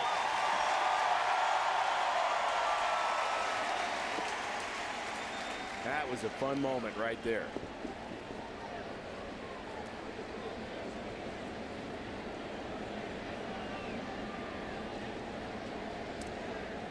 Eight to 1 St. Louis. Ground ball up the middle. Tough play for Rollins. Off balance throw. Very good fielder is Jimmy Rollins. He gets double D. It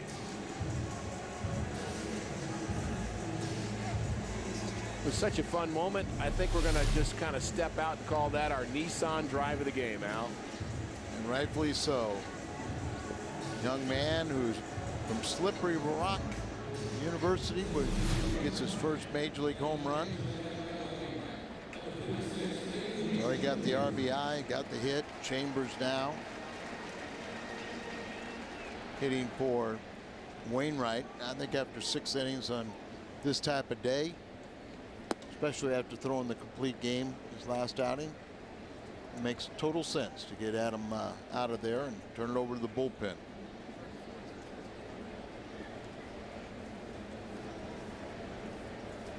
'87 pitches for Wainwright. Following that complete game, 58 for strikes. 6 innings, 7 hits, 1 run. No walks and 2 strikeouts for Waino. Chambers 1 for 5. And now 1 for 6 as he grounds out to Freddie Galvis. Good afternoon for Adam Wainwright.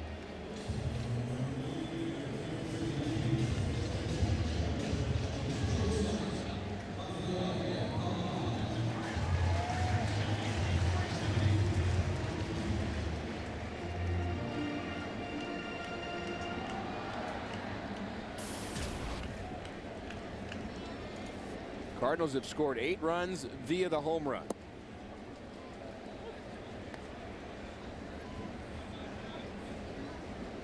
Grand slam for Molina in the 1st.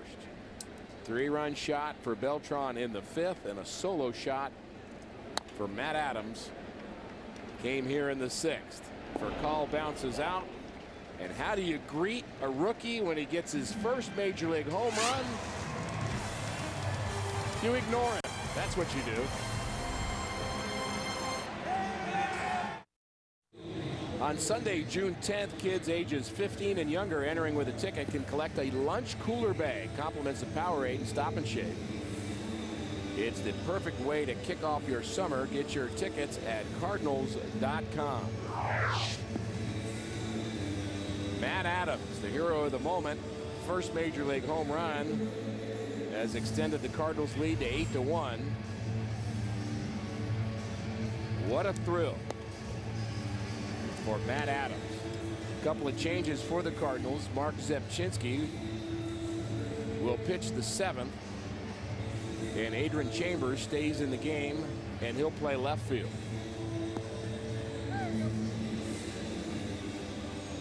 The Phillies, Al, in 2011, one of those teams that reached that rare feat of winning 100 games. They won 102 last year, but they lost in the NLDS. These are the last 5 teams to win at least 100 games. You see the Cardinals on there in 05 and 04.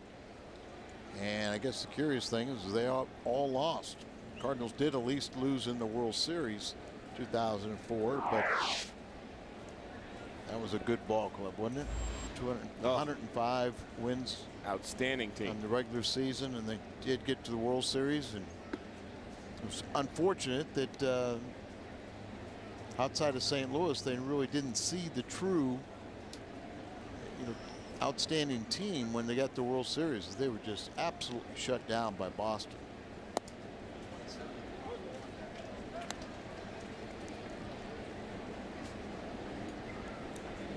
Zepchinski working here in the 7th inning. 1-1 on Mike Fontenot.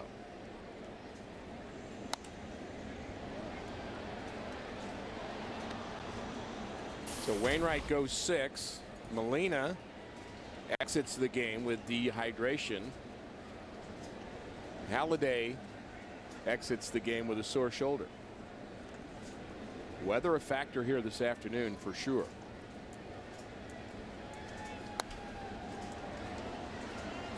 Sure, there's a few fans will totally understand Agreed. The dehydration aspect.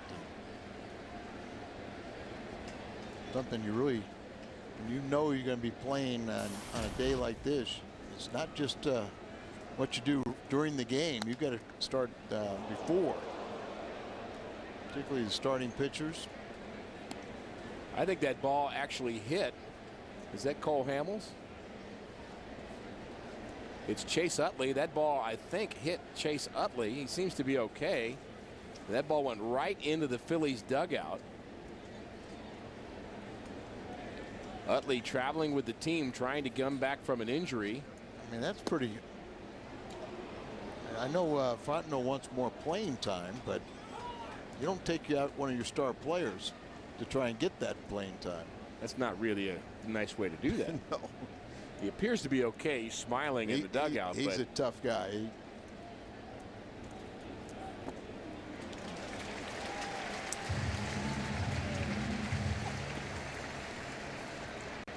Part of the art of pitching is to get ahead and then tantalize hitters, changing speeds, throwing the ball out of the strike zone, and have a hitter get himself out. Placido Polanco, with the afternoon off, will pinch hit here in the 7th inning.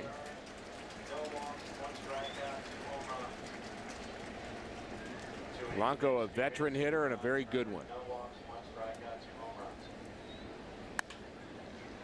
Hard hit ball handled by Furcal. He's had a nice day defensively, and he throws out Polanco.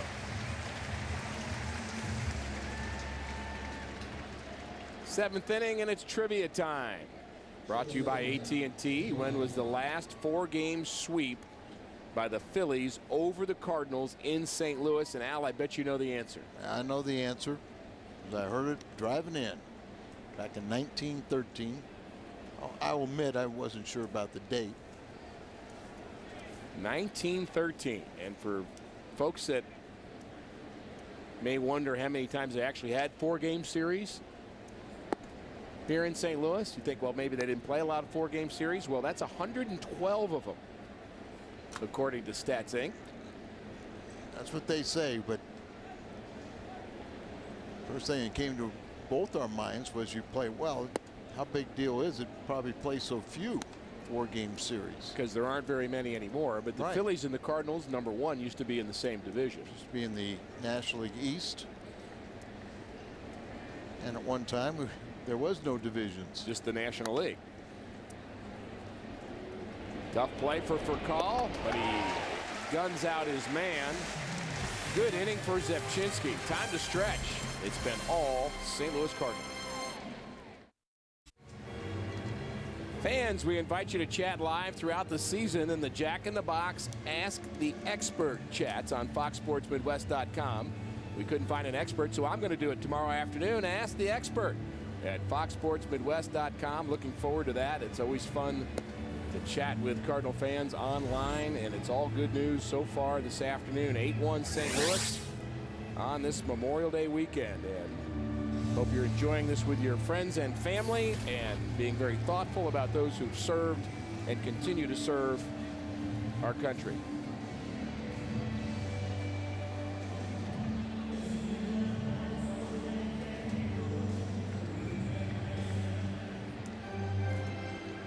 Jose Contreras is the 4th Phillies pitcher. 2, 3, and 4 for St. Louis, beginning with Skip Schumacher.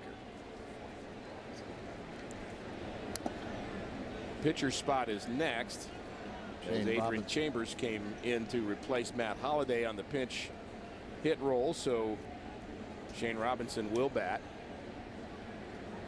for Zepchinski.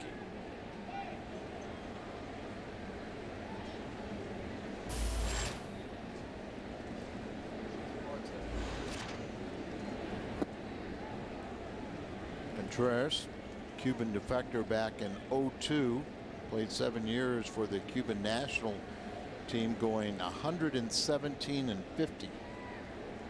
The winner with 2.82 ERA. He was named Cuba's male athlete of the year 3 times.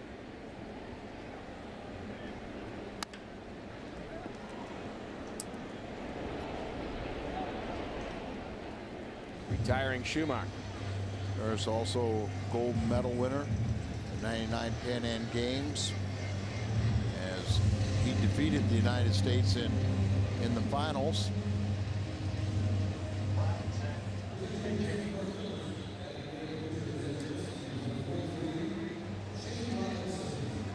He had elbow surgery this past off season and started the season on the disabled list. Contreras, who is now facing the pinch hitter Shane Robinson. Robinson 4 for 16 as a pinch hitter for St. Louis this year. Take strike 1. We have an Adams jersey at the ballpark. Hit a home run, you get jersey. Now they're haven't got the number down yet. No, they're selling like hotcakes. Oh yeah. Maybe that's just a Mr. Adams that came to the ballpark.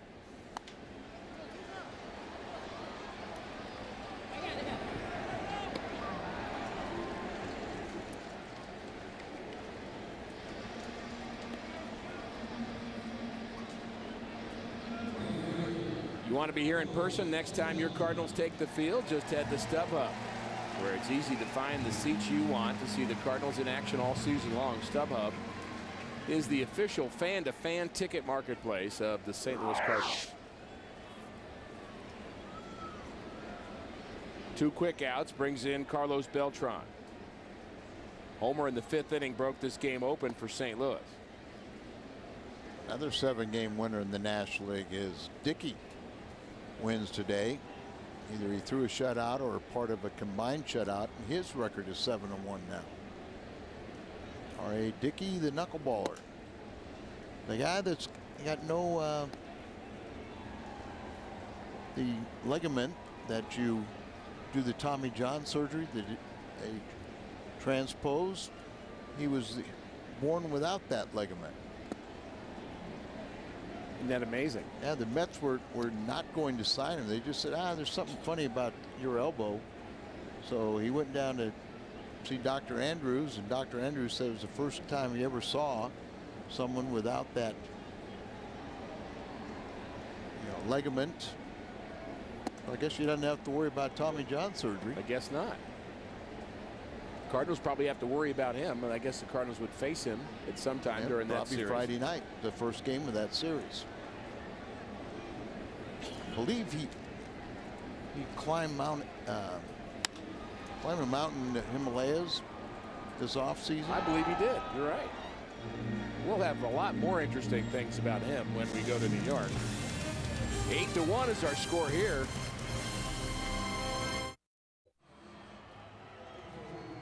Welcome back to Cardinal Baseball on Fox Sports Midwest. Cardinals have hit the long ball here. Pat Paris has a story on some more long balls going on in baseball in our Bommarito Sports Update, Pat. That's right, Rick. Rockies and Reds in Cincy.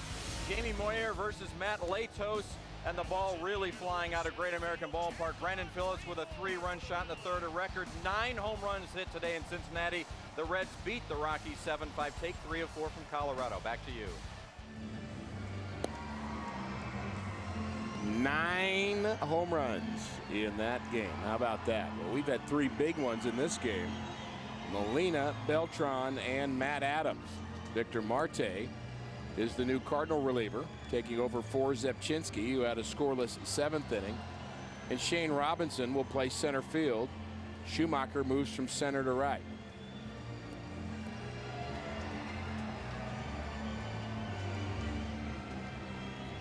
Cardinals hoping for a happy flight here this afternoon. So far, Mike Matheny pushing all the right buttons, but 6 more outs for the Cardinals to get. The first one, they hope, will be Juan Pierre. He's 1 for 3 with an RBI. This is the way you like to use your roster. Exactly. Have the big lead. And also the way you like to use your bullpen in particular, Al. Go out there and guys can have the cushion where they don't feel like every pitch is going to be the outcome.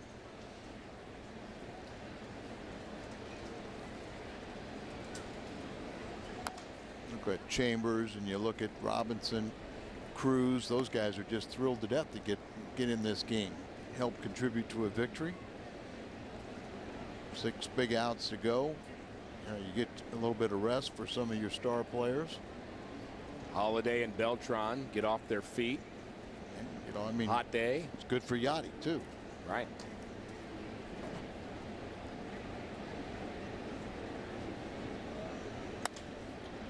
Line drive to center, base hit for Pierre. He stuck his bat out on an 0-2 pitch. Once again, we talk about you don't want to keep the ball down to him, because even though he does hit it in the air, a good breaking ball, but right off the end of the bat, so it's not going to carry.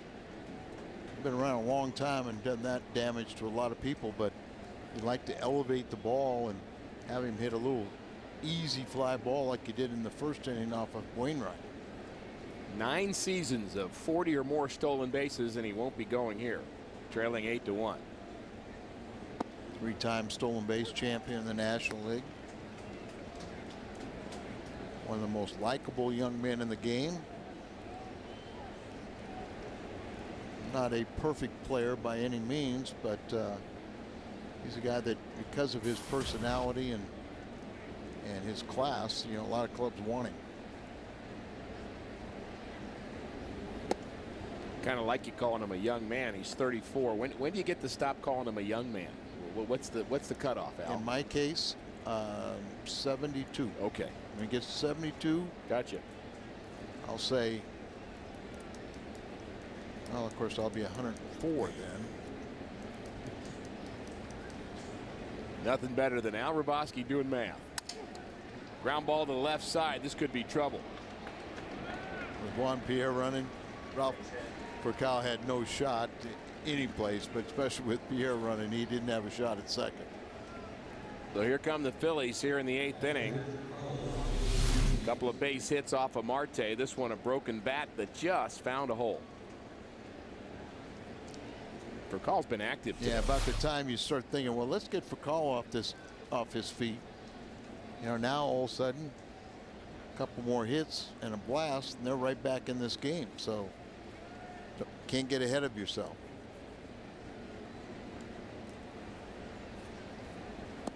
Cardinals have turned a league-leading 50 double plays.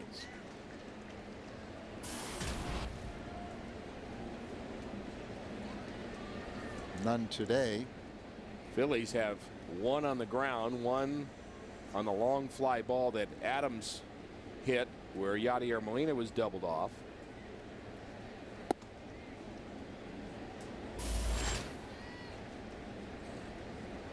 Both the Phillies and the Cardinals very proficient at turning 2. Furcal and Descalzo up the middle for St. Louis, hoping for an opportunity here with Carlos Ruiz at the plate. He's 2 for 3. Ground ball up the middle. Furcal dives for it and flips to Descalzo, and they get the runner at second base. What a play that was! Rafael Furcal has been busy, and he has been good here this afternoon. Wow. Hot day like this, you got to keep your concentration. But look at this effort. Both of them went for it up the middle, and you see Descalzo trying to backpedal, trying to get in a position to find the bag where he can't look at it, and also he's staring at the flip from Furcal, and then he's finding the bag with his heel. I'm not sure who had the tougher play. They were both pretty interesting, and I like the result. Outstanding defense up the middle. I was going to say that double play statistic, for the leader sometimes is a mixed bag. Sometimes it's a really bad pitching staff that gives up so many hits and walks. They create so many opportunities. They just kind of win it by default. We like that play so much, we're going to show it to you one more time. Right back over the mounds, the ball, so your second baseman and shortstop both going for it. Furcal gets to it. Now Descalzo's trying to backpedal, catch the ball, find the bag without looking either way, and just found it, had his heel on it, and then he sells it to Joe West.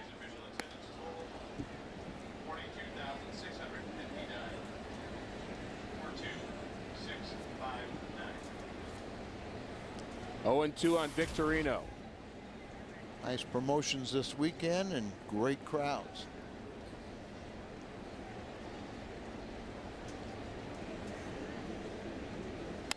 Ground ball to the right side. Descalzo has it, and he gets the lead runner at second, and it's a good thing because Matt Adams left the bag again at first base, and that may be becoming a problem for Matt Adams. That's the third time he's done that today, and that would have had to be handled by Marte had Descalzo thrown the ball to first base, but he is able to get the lead runner. Well, he does show his great range. See Adams going out here, and this at least the third time, but Marte did not hesitate. He broke right for the bag, so if there would have been a return throw, the pitcher would have been covering first base. But you and I have talked about it after the first one. We saw Albert Pujols go so far to his right all the time, and sometimes taking the ball right out of the hands of his second baseman. But I think we'd like to see Adams stay at the bag more. Not always the easiest play for a pitcher, covering first base and trying to step on the bag and catch an errant throw at the same time. Such a feel thing too, and he's going to get more and more experience at first base at this level. And I think his first game there was a play where he didn't go for it, Al, and the ball went and got in the hole, and maybe he just has that in his head because he's going for everything hit to his right now. And we've seen, already, like what happens on a daily basis, a conversation with Jose Aquindo. No doubt, no doubt. And Jose working with him on a daily basis. Much more teaching done at this level than ever before. Matt Adams is teachable as well. He's he's such a nice kid, and we can definitely call him a kid. No doubt about that. Fly ball to center. You can call him a kid, I'll call him a baby. Luna is retired. Phillies pick up a run. They still trail the Cardinals by 6, and the Cardinals get some defense here in the 8th.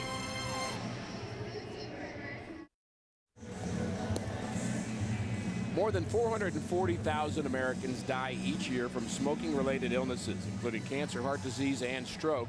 10,000 in Missouri alone. Call the Missouri Tobacco Quit line to quit now. 1-800-QUIT-NOW. 8-2 St. Louis. Raul Valdez played with the Cardinals last year. He will pitch the bottom of the 8th inning for Charlie Manuel. Picked up 2 wins in this series. We got a win on Thursday and Friday. Hitters are just 2 for 20 off him. He was a non-roster invitee to Phillies spring training this year. So now with those 2 victories Thursday and Friday, he's 4-4, 1 save and 3 opportunities, and a 4.26 ERA in 55 games over his major league career. Tyler Green pinch hitting for David Freese. Green at 240, 4 homers, 11 RBIs. And Mike Matheny making sure he gets his veteran players, his starters, off their feet in the latter part of this game, as the Cardinals do have a nice 8-2 lead and will be headed to Atlanta. And what Mike has one more position player on his bench, Stephen Hill. So he could get Furcal out of this game, put Green at shortstop, and have Stephen Hill, who catcher, first baseman, third baseman, corner outfield, and he could go to third base. Lance Lynn and Tommy Hanson in game 1 on Monday. And Jake Westbrook and Kyle Loesch will finish out the series against the Braves. Cardinals will have to face Tim Hudson in game 3 of that series on Wednesday. There's Stephen Hill, who a couple years ago got his second major league at bat, hit a home run.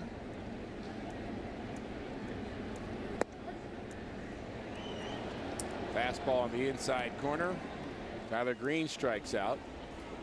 This copyrighted telecast is presented by the authority of the St. Louis Cardinals and may not be reproduced or retransmitted in any form. And the accounts and descriptions of this game may not be disseminated without the express written consent of the St. Louis Cardinals. Second plate appearance for Tony Cruz. He bounced out in the 5th, taking over for Yadier Molina, who left due to dehydration.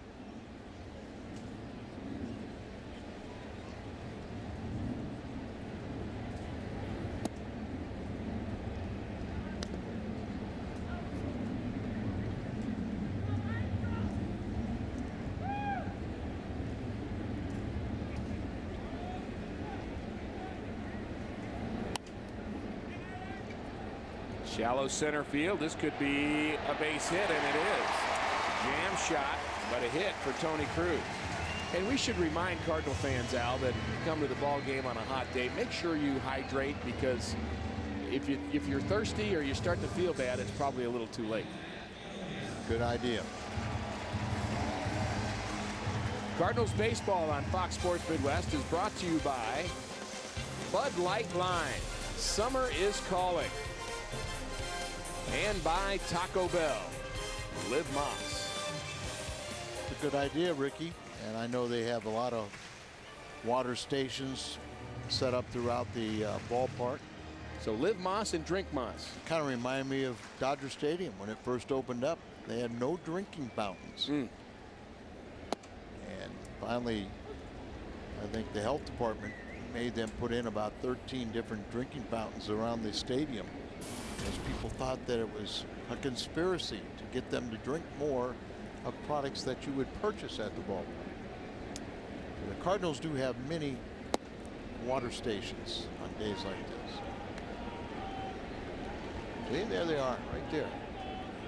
They're listening to you already, Al. That's the kind of pull that you have in this city. No comment. Like you said, Mr. Roboski told me to drink some more water, and that's what I'm doing. Probably Mr. Blah, blah, blah. Nice afternoon for Matt Adams. 23rd round draft choice for the Cardinals. The average is up to 357. I say, make it nicer. Get another hit. That ball hit hard to center, right at Victorino. That ball was crushed. Yadier Molina had to leave the game early, but not before he became our Schnucks difference maker, Al, with his grand slam. He also contributed a single. Grand slam came at the right time. That was in the first inning. His base hit in the 4th, and then later, not that he didn't properly hydrate, but had a problem, had to come out of the game with dehydration.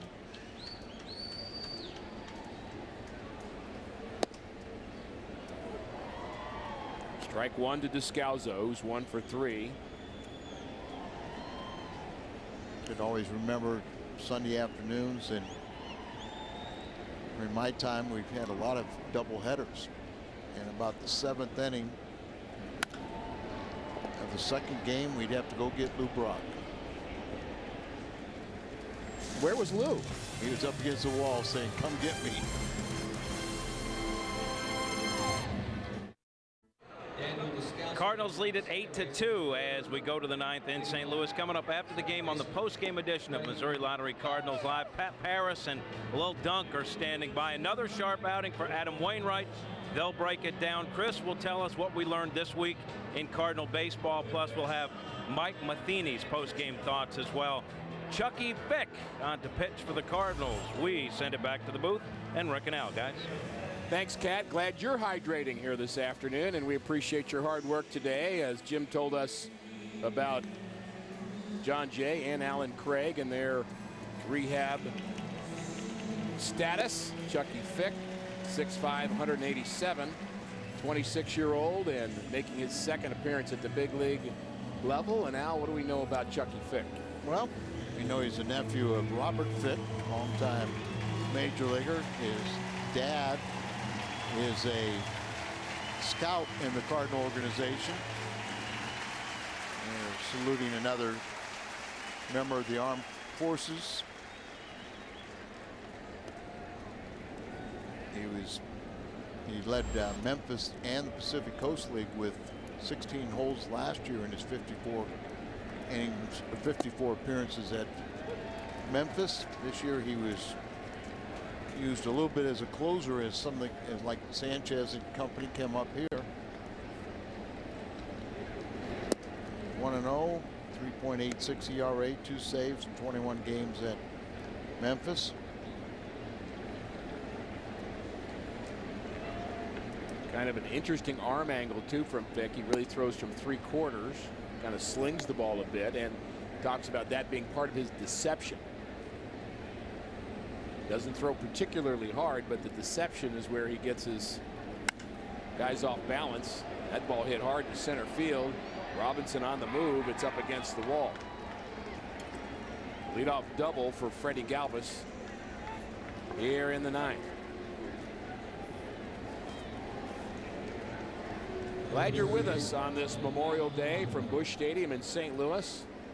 Top of the ninth inning, the Cardinals and the Phillies. Rick Horton, Al Raboski, and Jim Hayes with you this afternoon. And we are pleased to be with you and part of your Memorial Day weekend. Cardinals leading 8-2 here today. 3 home runs. Molina, Beltran, and Matt Adams, his first major league home run, the difference in this game.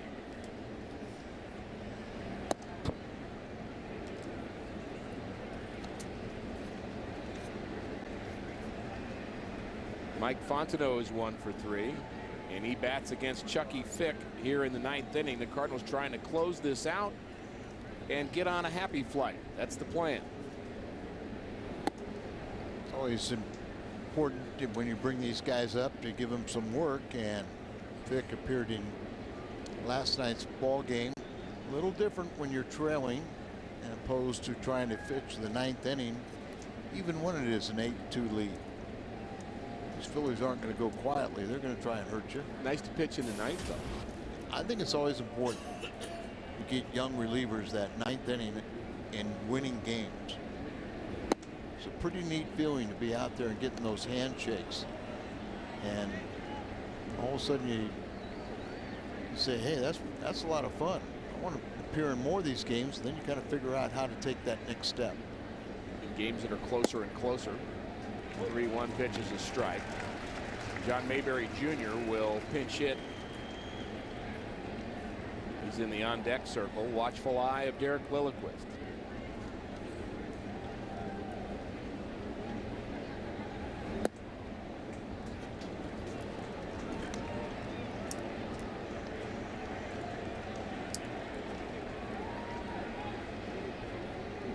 Two aboard. Lilliquist to the phone. While he's making that call, we'll tell you our Budweiser player of the game, 87 pitches, is Adam Wainwright. Standing, chance to win his second consecutive game, be 1 game under 500. Boggs is throwing. You know, the last thing that Mike Matheny wants to do is have to go to that bullpen and 6-run lead. You'd like to think you could pull anybody out of your bullpen or any pitcher on your staff and protect that lead. Chucky Fick trying to close it out here in the ninth inning. quite frankly, if you can't close it out, you shouldn't be here. Agreed. A victory for Wainwright would move him to 70-40 on his career. He has been a winner. 3 outs away. 09 and 010, he won 29 ball games. Jam shot up the middle. Out goes Tyler Green, and he makes the play. Tyler runs it down with that good speed. That's it, and then you slide a little bit so you can stop your momentum going into center field, turn around real quickly, and keep the base runners from advancing. So over the shoulder, just coming in this ball game, sliding in, you could pop up and in case somebody wanted to advance. For folks that wonder, that is not an infield fly. It has to be a routine play for an infielder, and that certainly was anything but routine for Tyler Green. Jimmy Rollins is 1 for 4. Not used to seeing him hit only 223 or 226 right now. Just 1 home run as well. Mentioned the 2007 MVP in the National League. Very steady that year. He ran well. He defended well. I believe he had 20 triples that year. It's an incredible year. Fly ball to center. Robinson eyes it and catches it.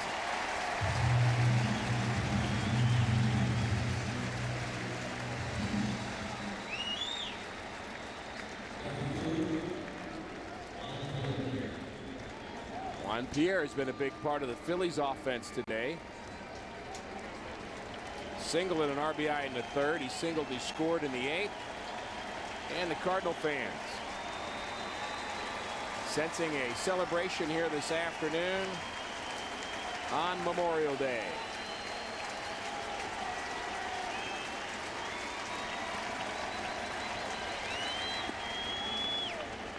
Cardinals need to win this game to stay a game and a half back of Cincinnati. Won today 7-5 over Colorado. Cubs lost their 12th straight. Cardinals looking to break the 4-game Philly winning streak. There's Garza. Lost for the Cubs. Bedard won. End up 10-4.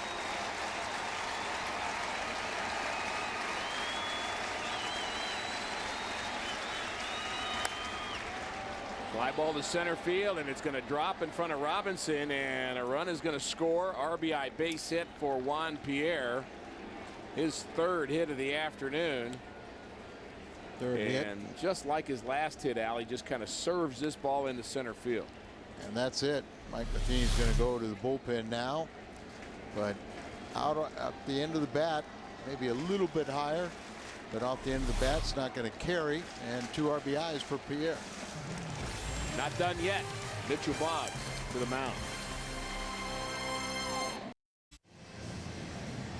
Mitchell Boggs on to get the last out for St. Louis here this afternoon. The Cardinals leading 8-3.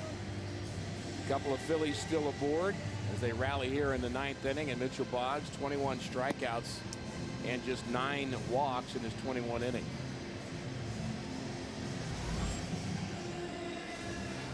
Come in with men on base. The first batter you face is the most important of the day. Boggs trying to protect a 1-run lead, allowed the tying run to be scored on the first batter he faced.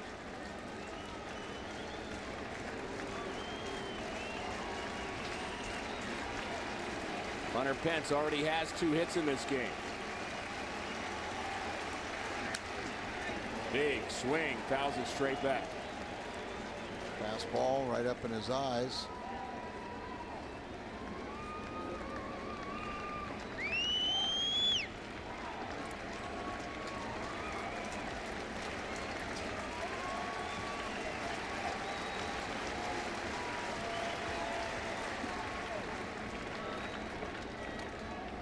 This year, for whatever reason, it seems like Pence has struggled with being in scoring position. Memory serves me, that wouldn't be typical. Two-time All-Star. This year, 213 with runners in scoring position. Last year, 339. Slider, swing and a miss. And almost 300 for his career. So Boggs, one strike away from closing out this victory.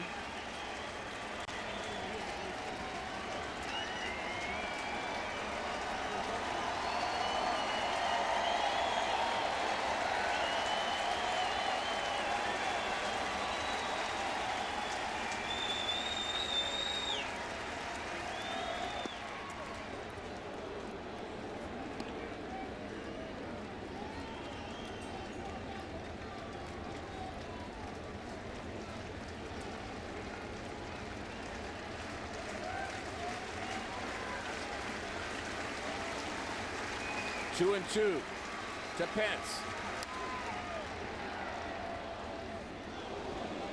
Taking some healthy cuts against Mitchell Boggs. Pence doesn't subscribe to that two-strike chokeup. A lot of today's players just stay on the down on the knob and swing as hard as they can.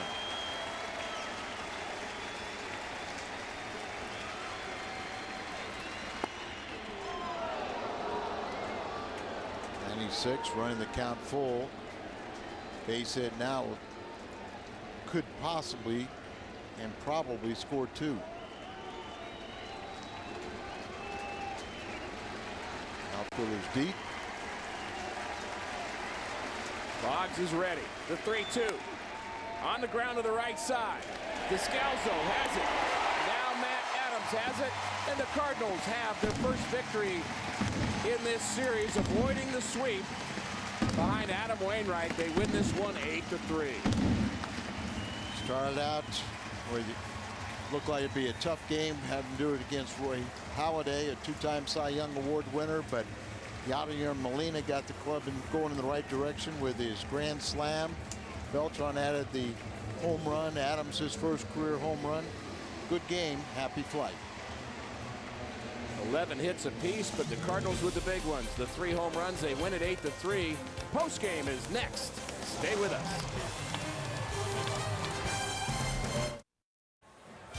Game is over. The Cardinals with a lopsided victory of the Phillies. They avoid the sweep. Chris Duncan and I are here to break it down on Missouri Lottery Cardinals Live. Boy, did they need that. Great sign for Cardinal Nation. Adam Wainwright's now looked good in 2 starts in a row in the heavyweight. Big country. Matt Adams going deep for his first time. Big country.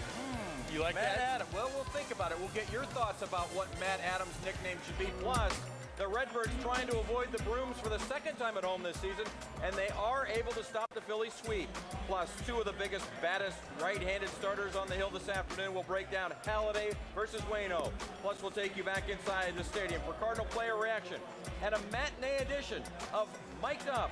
And Chris Duncan tells us what we learned this week in Cardinals baseball. It's a Sunday fun day on Missouri Lottery Cardinals Live, and it's coming up next on Fox Sports Midwest.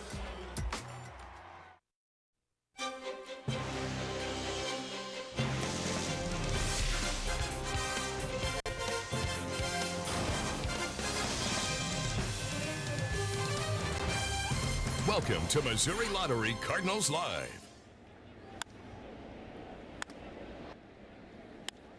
Hit hard in the center field. This ball's hit deep to right. Long one to right. This one's deep. To the track, to the wall. This ball is way out of here. Off the bat of Adams, and it's gone. Grand slam, Molina. Home run number 15 for Carlos Beltran. And his first career Major League home run. Matt Adams. 3 home runs powering the Cardinals past the Phillies today as they avoid the sweep of this 4-game set. Overs from Molina, Beltran, and Adams. We welcome you to the post-game edition of Missouri Lottery Cardinals Live from Busch Stadium with former Cardinal Chris Duncan. I'm Pat Parrish. Coming up, plenty of reaction to this afternoon's win for the Redbirds. Also some mic'd up from Mike Matheny. Plus, Chris is going to tell us what we learned in this week of Cardinal baseball, and of course we'll break down the pitching matchup today, Halladay versus Waino, and obviously Adam Wainwright has the upper hand in that one. The big bats break out in a big way, a much-needed victory. It's amazing to me that you can have two sluggers like Alan Craig and Lance Berkman go out with injuries, and this offense is still extremely dangerous. They have a ton of depth, and Matt Adams doing a great job coming up from AAA, takes that high fastball and parks it out of the stadium. And Carlos Beltran, I think you could make the argument that he's one of the best players in the National League right now. Oh, absolutely, he is. Right now, we're going to head down to the field because just a few moments ago, our Jim Hayes was able to catch up with Matt Adams, who homered for the first time in his Major League career. He's our Mid-America Chevrolet Dealers Player of the Game. Jim? Couple hits in this one for Matt Adams, including his first Major League home run. Fourth inning, you send one deep to the wall. Sixth inning, you get it. First pitch you saw from Qualls in that inning. Take us through that at-bat. I was just looking for something up over the middle of the plate. And I mean, felt good all day. I was putting the barrel on the ball, and then Qualls threw a sinker that saw it out over the middle of the plate and just put the barrel on it. See the ball clear the wall. What's the feeling? It was amazing. Can't even put it into words. You circle the bases, you get back to the dugout, and your teammates had put you on the pay no attention list. They chilled you for a second. What's running through your mind at that moment? I kind of expected it. I've seen it a lot of times, so just put my helmet in the helmet rack, and then I got back up from the steps, and they all came and congratulated me. As you knew they would. Last thing, the adjustment to big league pitching seems like it's gone kind of smooth. Yeah, I mean, the big thing is just seeing the ball in the strike zone. I mean, not swinging at balls and making sure you get a pitch that you can hit. Congratulations. Thanks for the time. Thank you. Appreciate it. Matt Adams, guys, we send it back to you. Jim, thank you very much. The tweet is on. We want your questions or comments via Twitter at FS Midwest. And today we're asking you to hashtag Matt Adams nickname and then give us your idea for a nickname for Matt Adams. And Chris Duncan, he is one of those guys that obviously has made for a name for himself for being able to hit the long ball, and he's a rather hulking figure. You gave him the nickname quickly of Big Country. That's your front runner. I think I like the heavyweight Big Country. This guy's a massive human being. This is what I love about baseball. They come in all different kinds of shapes and sizes, and Matt Adams is an absolute hoss. I want to see him get on a scale, and I want to take a picture of that and tweet it out. I want to know how big this guy really is. But he's really improved his defense, and he looks good at the plate, and he's making the transition to the big leagues very smoothly. Well, we know he's not the size that they list. I think 230 is what they list on. I don't think that's 6'3", accurate at all. 230? They did come in all shapes and sizes. We got a couple of left-handers we're going to go to right now. A view from the booth, different shapes and sizes. It's Rick Horton and Al Raboski doing a terrific job calling the game today with all those home runs, guys. Yeah, thanks, guys. Always good to wrap up a game when things go well. We'll keep pondering that nickname, and this guy's nickname is obvious. It's Hungo. We know what that is, and we're going to have him talk about the Cardinal offensive explosion today. Really came via the home run. Well, you got to come to the ballpark, and you know you're going to face Roy Halladay. You can't expect the runs are going to be plentiful. So it really was a nice surprise the first inning, the grand slam by Molina. Then you get the extra bonus, a 3-run shot by the National League leader in home runs, and then a little icing on the top of the cake, the first career home run from Matt Adams. And you know, he had 32 last year at AAA, so I think we have a chance to see many, many more of those. Yeah, keep us posted on whatever his nickname ends up being. I don't like nicknames. You don't like? I don't. I think there's no place for baseball to have nicknames. He's not serious, guys. You know he's not serious. I am serious. You should not have nicknames in baseball right now. That's it. I don't know how to follow up with that, guys, other than to say Adam Wainwright was the winner today. Back to you guys. I don't know why he's so angry. He's kind of mad, actually. Oh, wait, now I know, the Mad Hungarian. We get it, we get it. All right, to the highlights. Thank you, guys. This is the first inning, and of course, this was the turning point in the game. Bases loaded, facing Roy Halladay and Yadier Molina. Right, just right center of center field, and that's gone. Grand slam, third of his career, 4-0 Halladay would last just 2 innings. Only the third time in his career he'd leave that quickly. Love the grand slam, and I think we're getting to the point where we can call Yadier Molina a bona fide superstar, not just a good player. Absolutely. Hector Luna, the former Cardinal, top of the second, up. Carlos Ruiz on third. Flashing back to Yadier Molina, colliding with Carlos Ruiz in the first game of this, or 2 nights ago, I should say, for call This time gets the ground ball and goes home, and it's Chooch trying to score. Not going to lower his head because he thinks he can slide in there because the play was available, but not a collision this time, still an out. That's a different situation. The other night that happened late in the game in a tie game. Carlos Ruiz knows early in the game if he's not blocking the play, no need to run him over. Oh, look at that diving stop. It was like Chris Duncan was playing shortstop today, Rafael Furcal. No chance. No way I make that play, Pat, but Rafael Furcal looks like he's in great shape and he's moving around tremendously. Still 4-1, bottom of the fifth. Carlos Beltran facing Chad Qualls, and Beltran now 2 for 13 in his career off of Qualls. Beltran's NL leading 15th homer of the season gives the Cardinals that 7-1 lead. He certainly is locked in. Same score now. Matt Adams leading off on the bottom of the sixth. Long one to right. This one's deep. Off the bat of Adams, and it's gone. His first career major home run. Matt Adams. Adams' first career home run. Hopefully many more to come.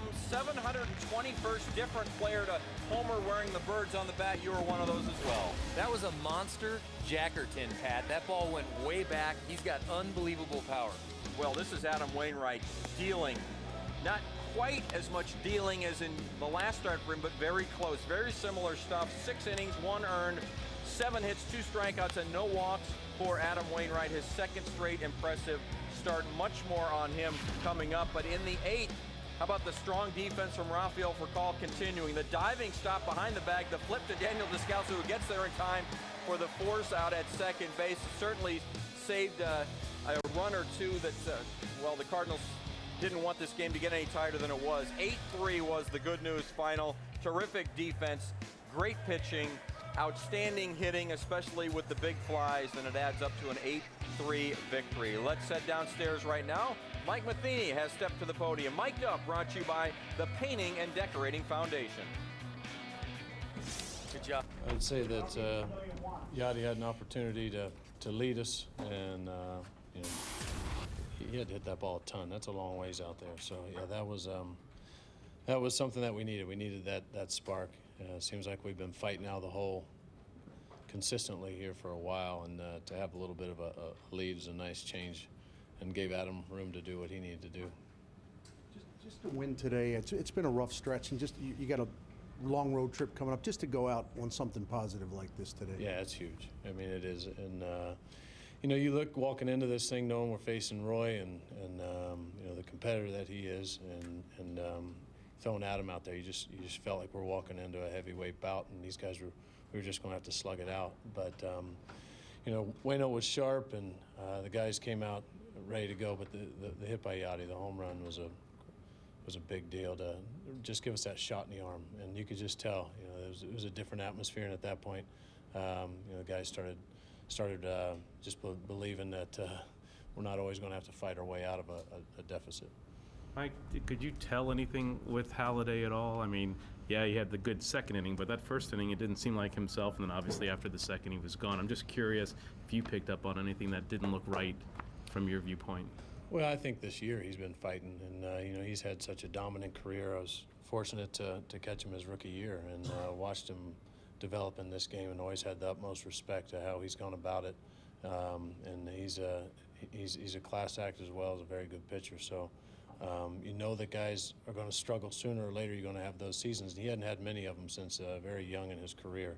But you just didn't know if it was physical, if it was just one of those things of getting something positive going. But it was shoulder tightness. Is that what they talked about? But yeah, usually you can tell if something isn't completely right, because guys aren't squaring him up like they have been lately. What did you see in the middle of Yadi's at bat that prompted concern? I saw him step out. I thought he had something in his eye, and I saw him step out again, and I had a flashback of being in that spot before, and remembering how you kind of just lose focus for a second, and that's not where you need to be in the batter's box when you're starting to get the beginning parts of dehydration. And so fortunately he was honest with us and didn't try and push through it, because that could have been bad. But you know, I was watching Ruiz too. He looked like he was in bad shape, so I'm bending over a lot and having trouble getting there. I think you know, you just have to get in shape for this kind of weather, and which sounds odd, but you know, you're going to have to overhydrate, and it can sneak up on you fast. How much did that kind of govern how you ran things today? You get Wainwright out after 6, and you start getting the veteran like Holly. I know the score had a big part to do with it, but was he kind of the guy? He was a big part of it, and I just didn't want to see Adam push himself because he would have, and it was a good time to get him out. You know, I'd rather see him go 9 like we did last time, but with his high pitch count last game, with the heat, it all pointed in the direction it was time to get him out. Mike, what do you make of Adams' last 2 starts? It's kind of starting to see that we're seeing the old Waino again.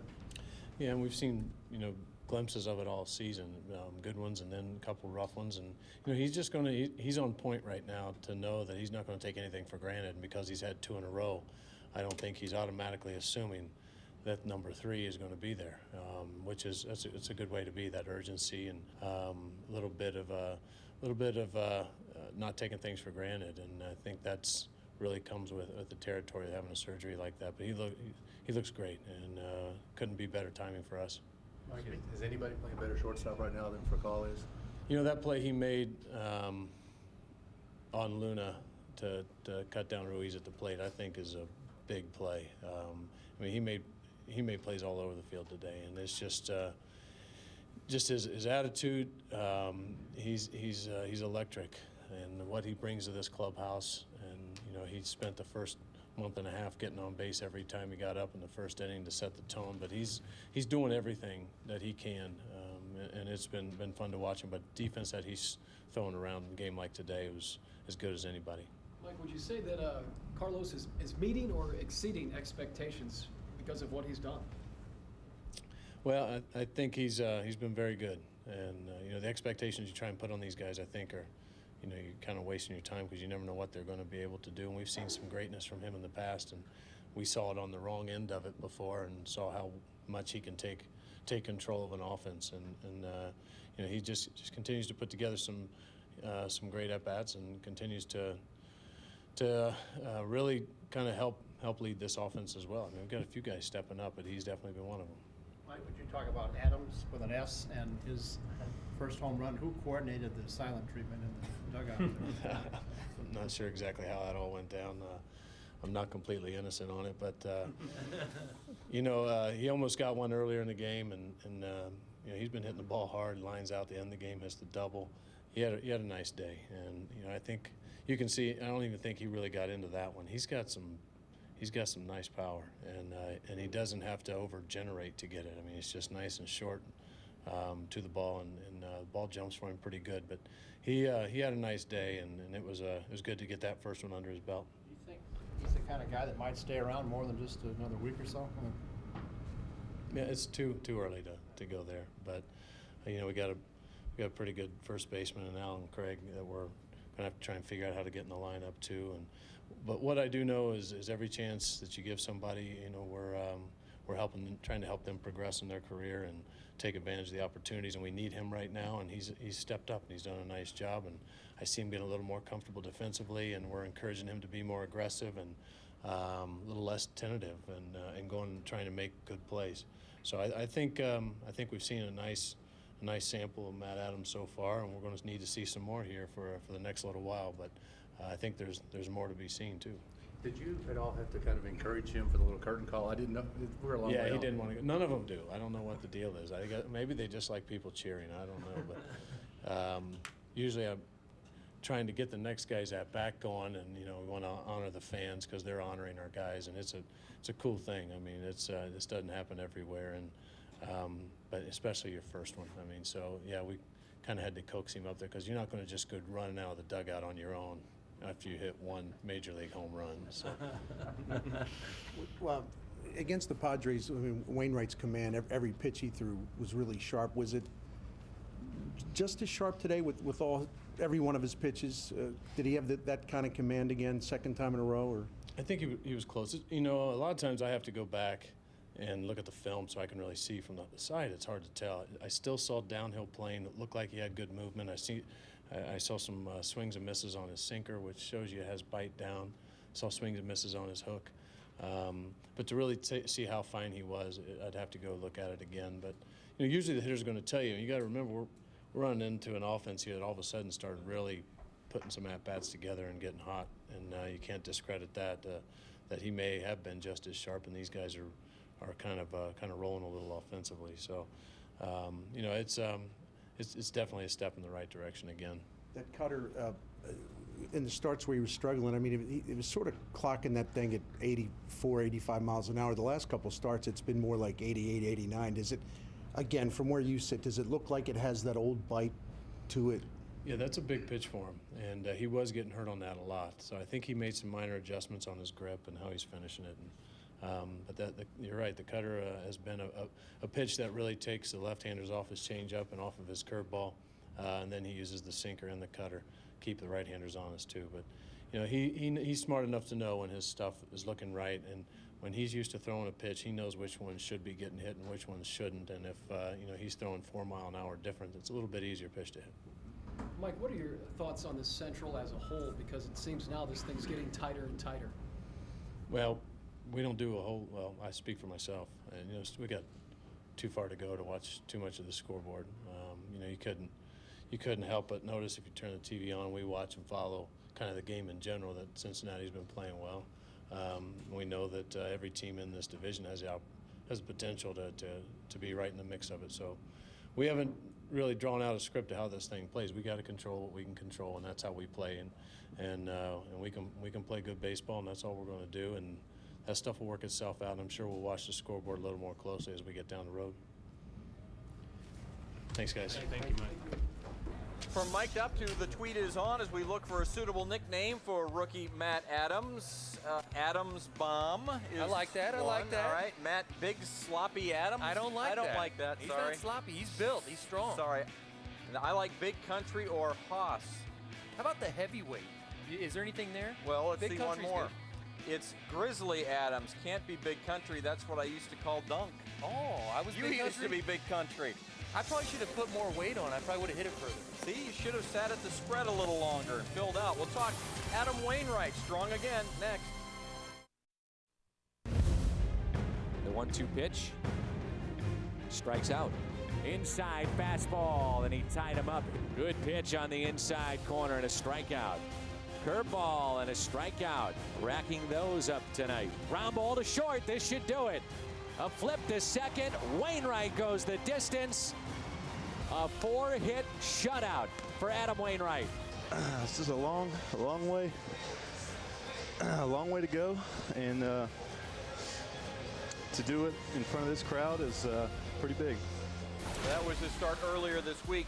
Today, Adam Wainwright facing a red-hot Phillies offense, and he was able to do some really quality work holding that offense to just 1 earned run over 6 innings. This was huge because the last start when he had the complete game shutout, it was against the San Diego Padres, who pretty much didn't have an offense at all. The Philadelphia Phillies, they've got a legitimate offense even though Ryan Howard and Chase Utley are out. For him to come out here and have back-to-back quality starts and shut down a team that's actually a decent hitting team is huge for him. And at this point, the St. Louis Cardinals needed a stopper. They needed somebody to go out there and put an end to the losing. And Adam Wainwright stepped up and he went out there and he was that guy today. Better days is right, because the 2 starts before these 2 this week, there was some question about, well, you know, the up and down roller coaster nature of the return from Tommy John surgery was definitely on one of those downward travels, and then he gets the 2 starts back-to-back where he was outstanding with an ERA of barely over a half, and it was dominating the start against the Padres, as you mentioned. This is the Phillies, the 3rd best hitting ball club in the National League, and you could make an argument over the 3 days against the Cardinals. They had really found themselves again, and Wainwright needed to be the stopper, and he was today. He looked like a man on a mission. He was out there. His mound presence was tremendous. He was stalking around. He had the confidence. He looked like he was on a mission to shut this team down, and he wanted to be that guy that he used to be, that would be the stopper, the number 1, the ace. He had that approach today, and he looked unbelievable out there. That's a good sign for Cardinals Nation. If he can continue to do that on a consistent basis, they're going to be in really good shape. Of course, Adam Wainwright, very emotional after his complete game shutout 5 days ago here in his post-game interviews on Fox Sports Midwest. Let's find out how he reacted to this afternoon's affair inside the Cardinal clubhouse to hear from the Redbird ace. Yeah, I think I was just trying to keep that ball rolling, you know. I made some good adjustments, and I wanted to make sure that they weren't they weren't short-lived. I wanted to make sure I stayed in the moment and went pitch by pitch and kept the focus on executing. The play of the defense behind you. Outstanding, unbelievable. Again, Rafael Furcal had a huge game behind me. And, thought Yadier and Tony both did great. Yeah, I think having a guy like Furcal behind you really just changes the game. When Yadier hits the grand slam and you get 4 runs, does that help you at all, or is that a non-factor? Well, no, I mean, it helps. You know, anytime you get runs scored for you, it helps. But my focus is always pitch to pitch. It's 0-0, that kind of mindset. But when you score 4 runs off Roy Halladay early, that helps for sure. Your mindset right now, you have back-to-back good starts. Do you feel like you're right where you want to be, or do you think there might be a adjustment here? No, I like where I'm at right now. I'm just going to keep going. 3 runs allowed in your last 21 in the 3rd inning. Do you feel like you are definitely in steps forward in terms of where you are momentum-wise, all that kind of stuff? Yeah, I'm just out there. At this point, I'm just out there pitching. I feel comfortable on the mound again. I feel like I'm, the old me is the new me. I don't think we have to talk about that anymore. I think it's just a matter of going out there and executing pitches. And is the weather a factor at all out there today? I mean, it's really warm, but I don't know for you guys if you think much about that or how tough it is. I didn't think it was that bad, to be honest with you. We're going to have much hotter days in August and July than that, I think. It was a good warm up for what's going to be, I think. But it was hot, but it wasn't too bad.